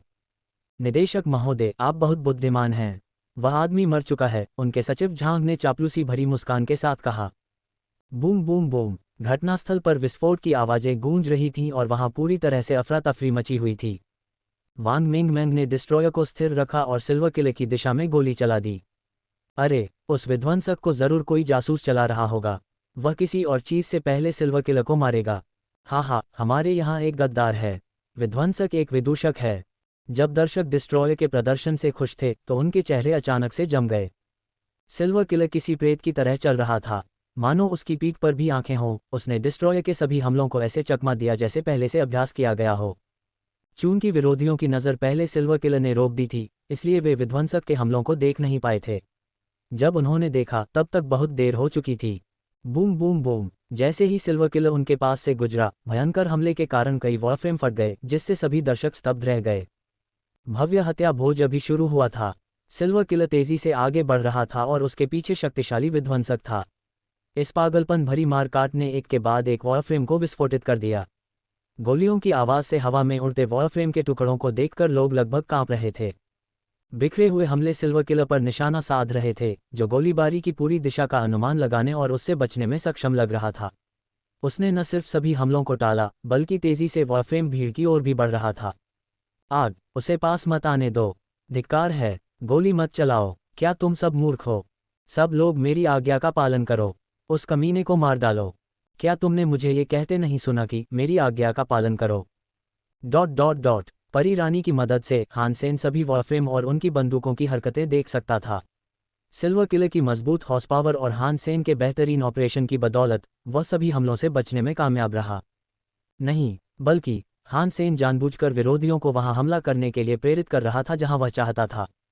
यदि विरोधियों की सेना वास्तविक होती और उनका सेनापति वास्तविक होता, तो हान सेन और सिल्वर किलर लाखों बार मारे जाते। लेकिन सौभाग्य से वे छात्रों का एक समूह थे जिन्हें युद्ध का कोई वास्तविक अनुभव नहीं था। इसके अलावा वे एक ही समाज से नहीं थे और उनमें से कई ने पहले कभी एक साथ काम भी नहीं किया था। टकराना, विध्वंसक आखिरकार खत्म हो गया। वांग मिंगमैंग का ऑपरेशन वाकई बहुत खराब था। वह बस विध्वंसक को स्थिर रखकर उसकी स्वचालित फायरिंग प्रणाली का इस्तेमाल कर सकती थी। लेकिन हान सेन के लिए ये काफ़ी था। जब विध्वंसक जहाज नष्ट हुआ तो हान सेन अपने विरोधियों से 30 फीट से भी कम दूरी पर था। टकराना, पार्टिकल सबमशीन गन से गोलियां निकलीं, जो एक वॉरफ्रेम को भेदकर उसे निष्क्रिय कर दिया। फिर सिल्वर किलर भीषण गोलीबारी से बचते हुए भीड़ की ओर तेजी से बढ़ा। वास्तविक हत्या आधिकारिक तौर पर शुरू हुई। सिल्वर किलर जंगल में एक उत्कृष्ट शिकारी की तरह था, जो अपनी इच्छानुसार अन्य वॉरफ्रेम का शिकार करता था। टकराना, प्रत्येक बंदूक की गोली से एक वॉरफ्रेम निष्क्रिय हो जाता था या इंजन पर चोट लगती थी। एक शैतान की तरह सिल्वर किलर वॉरफ्रेम के जीवन का दोहन कर रहा था। उसे भागने मत दो। अरे, मुझे किसने मारा? अगर तुम्हें गोली चलानी नहीं आती तो मत मारना। क्या तुम सब मूर्ख हो? हट जाओ, तुम मूर्ख हो। क्या तुम अंधे हो? मैंने तुमसे मेरी आज्ञा का पालन करने को कहा था। वे कमीने अविश्वसनीय हैं। चलो उनके पास चलते हैं और यह सब खत्म कर देते हैं। हाँ जाओ। सिल्वर किलर सैटिन की तरह मार रहा था और भूत की तरह चल रहा था। दूसरे वॉरफ्रेम उसकी तुलना में भारी वॉरफ्रेम की तरह बेढंगे ढंग से चल रहे थे। खेल देख रहे लोग हक्के बक्के रह गए। स्टेडियम में सन्नाटा छा गया क्योंकि वे हैरान थे कि सिल्वर किलर कितना अविश्वसनीय अभिनय कर रहा था। ये सचमुच एक मारक मशीन थी। इसकी हर गोली अविश्वसनीय सटीकता के साथ महत्वपूर्ण हिस्से पर वार कर सकती थी। ये देखना अद्भुत था कि कोई व्यक्ति हर गोली से एक वॉरफ्रेम को नष्ट कर सकता है और साथ ही पीछे हटकर सारी गोलीबारी से बच सकता है। स्काईनेट के दर्शक भी चुप थे। टिप्पणियां कम थीं, सिर्फ फैंग मिंगक्वान की आवाज़ लगातार आ रही थी। सिल्वर किलर, फिर से, सुंदर शूटिंग, सुंदर मूवमेंट, बेजोड़ ऑपरेशन और रणनीति, ये गठबंधन का सितारा है। मेरे पास उसके शानदार ऑपरेशन के लिए शब्द नहीं हैं। शाबाश, सुंदर, यह एक अद्भुत प्रदर्शन है। हान सेन और उनके सिल्वर किलर ने हमें दिखाया कि वॉरफ्रेम को कैसे संचालित किया जा सकता है। अगले कुछ सालों में ब्लैकहॉक मिलिट्री अकादमी लीग गेम में एक महत्वपूर्ण स्थान हासिल कर लेगा, सिर्फ इसलिए क्योंकि वहां एक व्यक्ति है। उसके साथ ब्लैकहॉक निर्विवाद चैंपियन होगा। धमाका! आखिरकार एक वॉरफ्रेम सिल्वर किलर के पास पहुंचा, जिसने अचानक सबमशीन गन हवा में उछाल दी और अपनी पीठ से एक लेजर तलवार निकालकर हमलावर वॉरफ्रेम को 2 टुकड़ों में काट दिया। उसके पास अब भी तलवार वापस रखने और बंदूक पकड़ने का समय था, जिससे ऊर्जा टैंक में घुसे एक और वॉरफ्रेम पर गोली चल गई। हे भगवान, यह आदमी जरूर कोई एलियन होगा, फैंग मिंगक्वान ने पूरे जोश और ताकत के साथ उत्साह से दहाड़ते हुए कहा। यही उसका काम था, उसका पसंदीदा काम। #King A। किसने कहा कि सिल्वर किलर ही उसकी जीत का एकमात्र कारण था? वह तो खुद एक मास्टर है। हाँ, क्या जीत है। स्टारी ग्रुप को अपमानित होना पड़ेगा। उन्होंने उसे फंसाने की कोशिश की पर फिर भी नाकाम रहे। सैन्य अकादमी लीग गेम में एक स्टार। वाह, क्या ये वास्तव में एक वॉरफ्रेम अनुभवी खेल रहा है? बिल्कुल नहीं, सभी खिलाड़ी होलोग्राफिक सिमुलेशन मशीन के अंदर बैठे हैं। वाकई बढ़िया, मैं प्रायोजकों के हाव भाव देखना चाहता हूँ। सिल्वर किलर एक बहुत ही उच्च स्तरीय वॉरफ्रेम है। साधारण वॉरफ्रेम उस स्तर तक नहीं पहुंच सकते। उनकी शक्ति और लचीलापन इस स्तर तक नहीं पहुंच सकते। मैं ये भी जानना चाहता हूं कि सिल्वर किलर कहां से खरीदा जा सकता है। स्काईनेट पर धमाका हो रहा था। फैंग मिंगक्वान का लाइव प्रसारण 3 करोड़ से ज्यादा लोगों ने देखा। कई लोग जो दूसरे डिवीजन के मैच देख रहे थे, उन्होंने भी इस मैच के बारे में सुनकर इस शो पर स्विच कर लिया। वाह, क्या आपको यकीन है कि यह उस वॉरफ्रेम का आधिकारिक विज्ञापन नहीं है? इतना गर्म, ये सिल्वर किलर है। बहुत बढ़िया। इस समय निगरानी कक्ष में झाओ निंगटियम गुस्से से तप रहा था। उसकी उंगलियां चाय के कप को इतनी जोर से दबा रही थीं कि वे पीली पड़ गई थीं। कमीने, बेकार बकवास। झाओ निंगटियन ने क्रोध में कप तोड़ दिया, उसका शरीर कांप रहा था। जी आनरान ने होलोग्राफिक छवि में चांदी की आकृति को शून्य दृष्टि से देखा। वह उसे उस मुस्कुराते हुए आदमी से जोड़ने में असमर्थ थी। क्या सचमुच वही सिल्वर किलर चला रहा है? जी आनरान इस बात को मानने को तैयार नहीं थी। वो आदमी जो दिन भर उसके साथ मजाक करता रहा, उसके पास वॉरफ्रेम में इतना अद्भुत ऑपरेशनल हुनर कैसे हो सकता है? उसके अब के प्रदर्शन को देखते हुए उसके हाथ बहुत तेज होंगे। तो जब हम उस अंतरिक्ष यान में थे तो उसने धोखा नहीं दिया। यही तो वो असल में कर सकता था। जी आनरान को अचानक ये ख्याल आया, उसका शरीर थोड़ा कांप रहा था। फिर एक और बात सोचकर उसका चेहरा लाल हो गया। वह सोचे बिना नहीं रह सकी, अगर उसमें वाकई हुनर है तो मेरी गर्लफ्रेंड इस जी आनरान ही उसकी। जी आनरान को अपने अंदाजे पर और भी यकीन हो रहा था। इतनी तेज रफ्तार और पहचान के साथ और कौन हो सकता है? उस कमीने की हिम्मत कैसे हुई मुझसे झूठ बोलने की? जी आनरान शर्मिंदा हो गई। दोबारा सोचने पर उसे अचानक एहसास हुआ कि वही तो उसे धोखेबाज समझ रही थी, जबकि वह हमेशा उसे समझाने की कोशिश करता रहता था। हान सेन ने उससे कभी झूठ नहीं बोला था। उसने उसे अपनी पहचान भी बता दी थी, मेरी गर्लफ्रेंड जी यानरान नाम की आईडी से। इस आईडी से जी यानान को पहले ही पता नहीं चल गया था कि वह कौन है, लेकिन जी यानान ने कभी इस तरह का संपर्क नहीं बनाया था। हान सेन और उस आईडी के बारे में सोचकर जी यानरान थोड़ा और शर्मा गई। उनके बीच हुई शर्त के बारे में सोचकर उसका चेहरा लाल हो गया। बुरा, बुरा, बुरा। जी यानरान ने दोनों हाथों से अपना चेहरा ढक लिया और नम्र स्वर में चिल्लाए, प्यारी, क्या तुम ठीक हो? क्यू लिली जी को देखकर दंग रह गई, क्योंकि उसने इस लड़की को इस तरह से व्यवहार करते कभी नहीं देखा था। उनके बगल में खड़े लोग भी जी यानरान के शर्मीले चेहरे को देखकर हैरान रह गए। जी यानरान को तब एहसास हुआ कि वह अभी भी हैंड ऑफ गॉड गेम्स के मैदान में है, हैंड ऑफ गॉड सोसाइटी के सदस्यों से घिरी हुई। वह बहुत शर्मिंदा हुई और उसने चाहा कि काश वह अदृश्य हो जाए। यह एक शानदार जीत है। आइए इन दो नामों को याद रखें, सिल्वर किलर और उसका ड्राइवर हान सेन। शायद हम मिलिट्री अकादमी लीग में एक और राजा का उदय देख रहे हैं। वह इतिहास रच रहा है। फैंग मिंगक्वान की जोशीली आवाज़ ने एक असाधारण सिंगल वॉरफ्रेम युद्ध का अंत कर दिया। मैदान में केवल 2 वॉरफ्रेम बचे थे, हान सेन का सिल्वर किलर और लू मेंग का विक्टर। बाकी सभी वॉरफ्रेम फट चुके थे। लू मेंग ने खेल छोड़ दिया और अंगूठी सिल्वर किलर को दे दी, जिसका उन्माद अभी अभी खत्म हुआ था। उसने 300-400 से ज़्यादा वॉरफ्रेम उड़ा दिए थे। जब सिल्वर किलर पोडियम पर आया और ट्रॉफी स्वीकार की तो तालियों की गड़गड़ाहट काफ़ी देर तक गूंजती रही। बहरहाल यह एक यादगार मैच था। सिल्वर किलर और हान सेन, ये दो नाम भी सभी दर्शकों के दिमाग में अंकित हो गए। ग्रुप वॉरफ्रेम मुकाबला तो शुरू भी नहीं हुआ था। सिंगल कॉम्बैट के बाद बाकी सभी खिलाड़ी मनोवैज्ञानिक रूप से हार गए और इस तरह शुरुआत में ही हार मान ली। हैवी वॉरफ्रेम सोसाइटी की टीम ने डिफ़ॉल्ट रूप से चैंपियनशिप जीत ली। खेल खत्म होने के बाद भी बहुत से लोग उस पागलपन भरे खेल के बारे में बातें करते हुए जाने को तैयार नहीं थे। फैंग मिंगक्वान का लाइव शो खत्म होने के 1 घंटे बाद उनके कार्यक्रम को देखने वालों की संख्या और भी बढ़ गई। अधिक से अधिक लोग फैंग मिंगक्वान की खेल की रिकॉर्डिंग देखने की आशा कर रहे थे।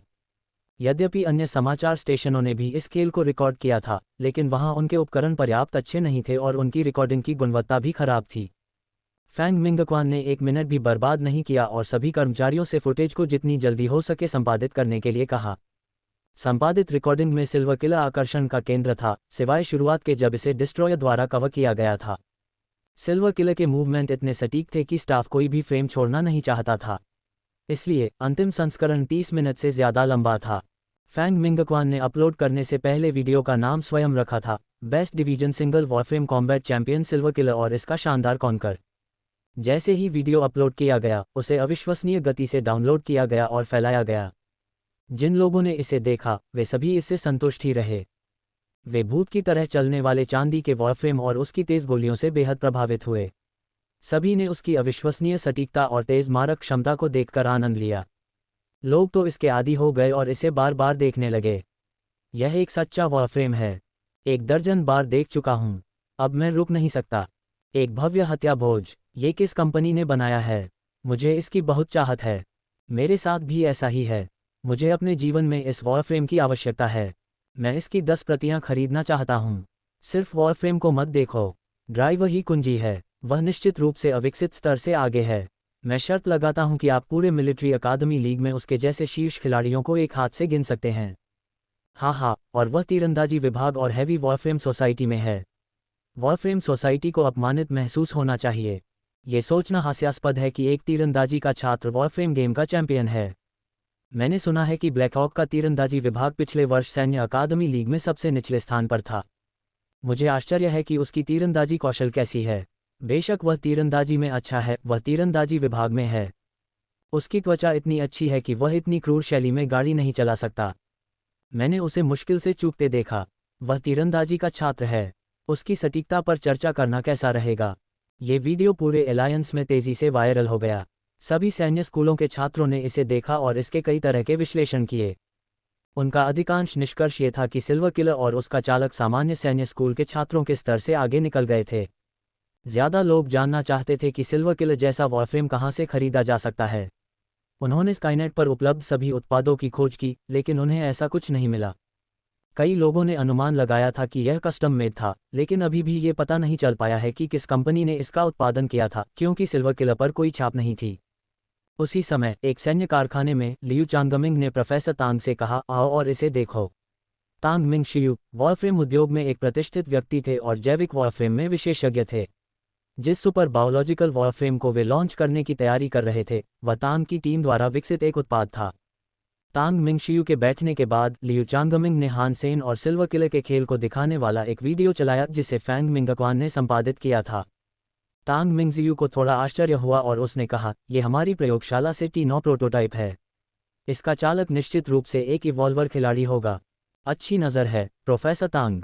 ये T9 प्रोटोटाइप है, लेकिन इसका ड्राइवर ब्लैकहॉक का नया छात्र है, 17 साल का है और अभी तक विकसित नहीं हुआ है, लियू चांगमिंग ने मुस्कुराते हुए कहा। एक सैन्य स्कूल का नया छात्र। तांग मिंगशियू दंग रह गया और ध्यान से वीडियो को फिर से देखा। उसे यकीन नहीं हो रहा था कि एक अविकसित व्यक्ति इस स्तर तक पहुंच सकता है। प्रोफेसर टैंग, अभी आप जो वीडियो देख रहे हैं वह सिंगल वॉरफ्रेम कॉम्बैट है जिसने सभी प्रमुख सैन्य स्कूलों का ध्यान आकर्षित किया था। अब लगभग सभी सैन्य स्कूल के छात्र सिल्वर किले के बारे में जानते हैं जो हमारा T9 प्रोटोटाइप है। लियू चांगमिंग ने मुस्कुराते हुए कहा, क्या आप T10 लॉन्च करने के इस अवसर का लाभ उठाना चाहते हैं? तांग मिंगशियू तुरंत समझ गई कि लियू चांगमिंग क्या करना चाह रही थी। मुझे लगता है कि यह छात्र T10 का प्रवक्ता बनकर T10 को बढ़ावा देने में हमारी मदद करने के लिए उपयुक्त है और T10 के स्वरूप में T9 की नकल करने के लिए कुछ बदलाव की ज़रूरत है। प्रोफेसर तांग, आप इस विचार के बारे में क्या सोचते हैं? लियू चांगमिंग ने अपना प्रस्ताव समझाया। मुझे इससे कोई दिक्कत नहीं है, लेकिन वह तो बस एक सैन्य स्कूल का छात्र है। क्या वह सचमुच T10 का प्रवक्ता हो सकता है? तांग मिंगशी ने सोचा। लियू चांगमिंग हंसे, मैंने उसकी विस्तृत जांच की है और संभावना है कि वह विशेष दस्ते का सदस्य हो। वह एक विशेष दस्ते का सदस्य है। तांग मिंगशियू फिर से हैरान थी क्योंकि यह बहुत दुर्लभ था कि हान सेन की उम्र का कोई व्यक्ति विशेष दस्ते में शामिल हो सके। हाँ, तुम्हें हाउस किन की किन जुबान याद है? उसी ने हान सेन की सिफारिश की थी। लियू चांगमिंग मुस्कुराए। वह लड़की, वह अभी भी प्रथम देव के मंदिर में है। तांग मिंगशियू ने सिर हिलाया। उसे किन हुआन का गहरा प्रभाव पड़ा। उसे बहुत जल्द विकसित होना चाहिए और दूसरे भगवान के अभयारण्य में जाना चाहिए, लियू चांगमिंग ने उत्तर दिया। तांग मिंगशियू ने सिर हिलाया और कहा, चूंकि वह उस लड़की द्वारा अनुशंसित है, इसलिए उसे T10 का समर्थन करने में सक्षम होना चाहिए। चूंकि आप इस पर मुझसे सहमत हैं, तो मैं आगे बढ़ूंगा और योजना को क्रियान्वित करूंगा। लियू चांगमिंग काफ़ी उत्साहित था। हालांकि T10 एक नवीनतम प्रकार का जैविक वारफ्रेम है, लेकिन प्रदर्शन और अन्य पहलुओं में ये T9 से कमज़ोर रहा। आखिरकार T9 एक सैन्य प्रोटोटाइप था, जबकि T10 नागरिक उपयोग के लिए एक मॉडल था। हान सेन को अंदाज़ा नहीं था कि उसके साथ कुछ अच्छा होने वाला है। इस वक्त वो डेट पर जाते हुए एक छोटा सा गाना गुनगुना रहा था। अपने रूममेट्स के साथ पूरी रात जश्न मनाने के बाद हान सेन ने जी यानरान को मैसेज किया और अचानक उसका जवाब आ गया। जी ने उसे अपने डॉम के पास वाले कैफेटेरिया में मिलने को कहा, जहां फ्रूट जूस मिलता था और जिसका वे दोनों आनंद लेते थे। इस सुंदरी से चुंबन पाने के लिए तैयार, हान सेन ऊर्जा और शक्ति से भरपूर होकर कैफेटेरिया की ओर चल पड़ा। रात के 2 बज चुके थे। पूरे कैफेटेरिया में सिर्फ एक सुडौल शरीर ही था। हान सेन जी यानन के सामने बैठ गए और मुस्कुराते हुए बोले, शाबाश, इस बार तुम अपना वादा निभा रहे हो। वह थोड़ा शर्मा गई और चुप रही। अपने गुलाबी होंठ काटते हुए वह अपनी मनमोहक आंखों से हान सेन को 10 मिनट तक देखती रही। हान सेन की तरह ही मोटी चमड़ी वाला इतनी देर तक घूरे जाने के बाद वह शर्मा गया। उसने कहा, मुझे पता है कि मैं बहुत सुंदर हूँ, लेकिन अगर तुम मुझे ऐसे ही घूरते रहे तो शायद मैं गलतफहमी में पड़ जाऊँ। क्या गलत विचार है? जी यानरान ने अंततः कहा। यह गलत विचार है कि तुम मुझ पर डोरे डालना चाहते हो। हान सेन ने शर्मिंदा होकर पलकें झपकाईं। जी यानरान और भी शर्मा गई और हान सेन को घूरने लगी। आपकी इच्छा। मुझे डर है कि तुम भी यही चाहोगे। हान सेन डरा हुआ लग रहा था। जी यानान ने गुस्से से कहा, बकवास बंद करो वरना मैं चली जाऊंगी। मत जाओ, तुम पर अभी भी मेरा चुंबन बकाया है। हान सेन ने बेशर्मी से जी यानरान के सामने अपना चेहरा किया और मुंह बनाया। यहाँ, होठों पर। जी यानरान बहुत शर्मा गई और उसके माथे पर हाथ मारा। अगर तुम ऐसा करते रहे तो मैं सचमुच चली जाऊंगी। मैं तो बस अपना हक जताने की कोशिश कर रहा हूँ, हान सेन ने अपना माथा रगड़ते हुए असहाय भाव से कहा। मैं तुम्हें चूम सकती हूँ, लेकिन पहले तुम्हें कुछ सवालों के जवाब देने होंगे। जी यानरान ने हान सेन की तरफ देखा और पूछा। वह कुछ बातों को लेकर सोच रही थी। अगर मैं उन्हें जवाब दे सकता हूँ तो ज़रूर दूंगा, लेकिन अगर नहीं दे पाया तो तुम मुझे चूमने से इनकार नहीं कर सकती। हान सेन ने ठान लिया था। मुझे पता है, वह अपने जीवन में इतना कभी नहीं शर्माई थी। अंतरिक्ष यान पर क्या तुमने खेल में धोखा दिया था या नहीं? जी यानरान ने शांत रहकर पूछा। मैंने तुम्हें कई बार बताया है, मैंने कभी धोखा नहीं दिया। हान सेन ने अपने हाथ फैलाए। क्या आपका बैटलनेट पर खाता है? जी ने फिर पूछा। हाँ, हान सेन ने उत्तर दिया। आपकी आईडी क्या है? जी यानरान ने झिझकते हुए उत्सुकता से पूछा। मेरी गर्लफ्रेंड जी यानरान है, हान सेन ने सीधे जवाब दिया। जी यानरान का चेहरा जल रहा था। वह चिल्लाई, तुम ऐसी आईडी कैसे इस्तेमाल कर सकते हो? मैं तो बस एक तथ्य बता रहा था। तुम मेरी गर्लफ्रेंड हो। हान सेन ने जी यानरान की तरफ देखा, पलकें झपकाईं और कहा। जी यानरान ने अपना सिर झुका लिया और अपने होंठ काट लिए। उसके मन में मिली जुली भावनाएं थीं और उसने कभी सपने में भी नहीं सोचा था कि उसे ऐसा महसूस होगा। बहन, क्या अब तुम्हें अनुबंध का सम्मान नहीं करना चाहिए? हान सेन ने मुंह बनाया। आप मुझसे सार्वजनिक रूप से ऐसा करने की उम्मीद नहीं कर सकते। जी यानरान अपने लाल गालों के साथ नशे में लग रही थी। हान सेन का दिल अचानक तेजी से धड़कने लगा। उसने आंखें चौड़ी करके पूछा, क्या तुम्हें कमरा चाहिए? चुप रहो। जी यानरान ने अपना कप हान सेन पर फेंका और मुंह मोड़ लिया। हान सेन ने कप पकड़ा और तेजी से उसके पीछे चला गया। वह उसके साथ साथ चला और अपनी बांह से उसका हाथ छुआ। क्या? जी यानन ने उसे घूर कर देखा। एक जोड़े को ऐसे ही चलना चाहिए। हान सेन ने जी यानरान का हाथ अपनी बांह पर रखा और मुस्कुराते हुए कहा। जी यानरान के गाल लाल हो गए, लेकिन उसने अपना हाथ वापस नहीं खींचा। उसने आंखें घुमाईं और कहा, शरारती। मेरी माँ ने कहा था कि गर्लफ्रेंड्स शरारती लड़कों के लिए होती हैं, हान सेन ने बिना शर्म के कहा। जी यानरान कुछ कहना चाह रही थी कि तभी उसने देखा कि कुछ छात्र उनकी ओर आ रहे हैं। उसने डरी हुई खरगोश की तरह जल्दी से अपना हुड नीचे कर लिया। हान सेन का हाथ कसकर पकड़कर उसने अपना चेहरा ढक लिया। हालांकि जी यानरान ने खुद को अच्छी तरह छिपा लिया था, फिर भी छात्र हान सेन का अभिवादन करने आए। हान सेन, क्या आप हान सेन हैं? आप मेरी आराध्य व्यक्ति हैं। आपका खेल बहुत बढ़िया था। आपके कौशल अद्भुत हैं। इन नए छात्रों ने हान सेन से उत्साहपूर्वक बात की, जो ब्लैक हॉक में एक सेलिब्रिटी बन गए थे। यह आपकी गर्लफ्रेंड है। जल्द ही उन्होंने देखा कि हान सेन के बगल में एक लड़की थी, लेकिन वे जी यानरान को नहीं पहचान पाई क्योंकि वह अपना चेहरा छिपा रही थी। जी यानरान अब जमीन पर कोई गड्ढा ढूंढकर भाग जाना चाहती थी। वह न तो जा सकती थी और न ही रुकना चाहती थी। हाँ, मेरी गर्लफ्रेंड। वह शर्मीली है और बात करना पसंद नहीं करती, हान सेन ने मुस्कुराते हुए कहा। शांत लड़कियां बहुत अच्छी होती हैं, छात्राओं ने टिप्पणी की, और हान सेन उनसे बातचीत करके बहुत खुश हुए। इस समय जी यानरान ने उसकी बांह कसकर पकड़ रखी थी और वह अपनी बांह के आसपास की कोमलता को महसूस कर सकता था, जिसका उसे बहुत आनंद आ रहा था।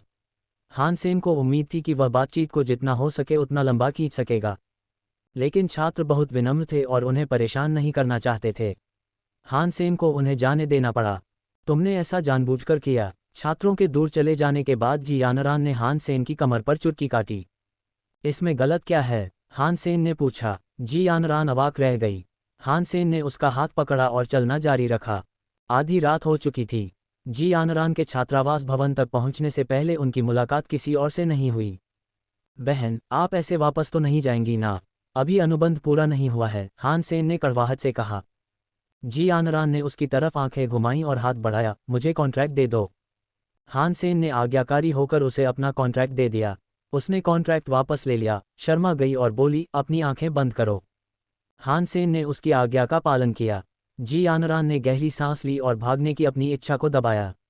तेज दिल के साथ वह अपने पंजों पर खड़ी हुई, अपने गुलाबी और कोमल होठों को हल्के से उसके होठों पर दबाया और जल्दी से मुंह मोड़ लिया। बहुत देर हो चुकी थी।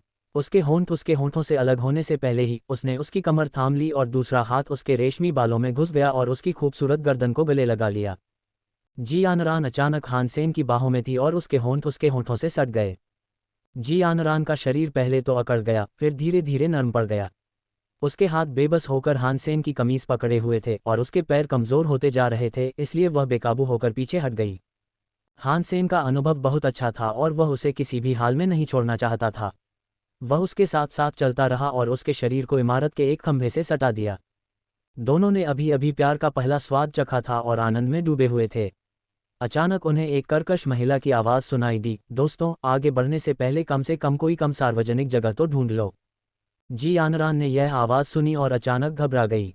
यह उसकी अच्छी दोस्त और रूममेट को लिली की आवाज़ थी। उसकी पहली प्रतिक्रिया हान सेन को दूर धकेलने की थी, लेकिन वह ऐसा नहीं कर सकती थी क्योंकि इससे वह खुद को उजागर कर देती। जी यानरान ने झट से अपना सिर हान सेन की छाती में छिपा लिया। उसका चेहरा आग की तरह लाल हो गया था। उसने मन ही मन हान सेन पर उसे इस अजीब स्थिति में डालने का आरोप भी लगाया। बहन, अब देर हो गई है तो तुम सो क्यों नहीं जाती? क्या तुम हमारे साथ आना चाहती हो? हान सेन जानता था कि जी यानरान शर्मीली है और उसने एक हाथ से उसके सिर के पिछले हिस्से को ढक लिया, जिससे क्यू लिली की नज़र उस पर न पड़े। बेशर्म, को लिली फर्श पर पैर पटकते हुए अपने छात्रावास के कमरे में वापस भाग गई। क्यू लिली के ऊपर जाने के बाद जी यानरान ने अपने जूते की एड़ी हान सेन के पैर पर जोर से मारी और इमारत में भाग गई, जिससे हान सेन अपने पैरों को पकड़कर रह गया। जी यानरान की तुरंत अपने कमरे में वापस जाने की हिम्मत नहीं हुई। वह काफ़ी देर तक शौचालय में छिपी रही, फिर अपने कमरे में वापस लौट आए। क्यू लिली ने देखा कि जी यानरान वापस आ गई है और कहा, प्यारी, क्या तुमने नीचे उस गंदे जोड़े को देखा? कितना घटिया जोड़ा है। जी यानरान ने अपना बिस्तर ठीक करने का नाटक किया। उसका चेहरा लाल हो गया। वो जोड़ा जो हमारी बिल्डिंग के सामने मस्ती कर रहा था। हे भगवान, क्या मस्त है वो। और वो लड़का तो इतना बेशर्म है कि उसने ये भी कहा। भूल जाओ, मैं ये बात दोहरा भी नहीं सकती। और वो लड़की तो बड़ी बदचलन होगी, कोल लिली ने पागलों की तरह कहा। जियानरान इतनी शर्मीली थी कि वह चाहती थी कि वह अदृश्य हो जाए, लेकिन उसे ऐसा व्यवहार करना पड़ा जैसे कुछ हुआ ही न हो।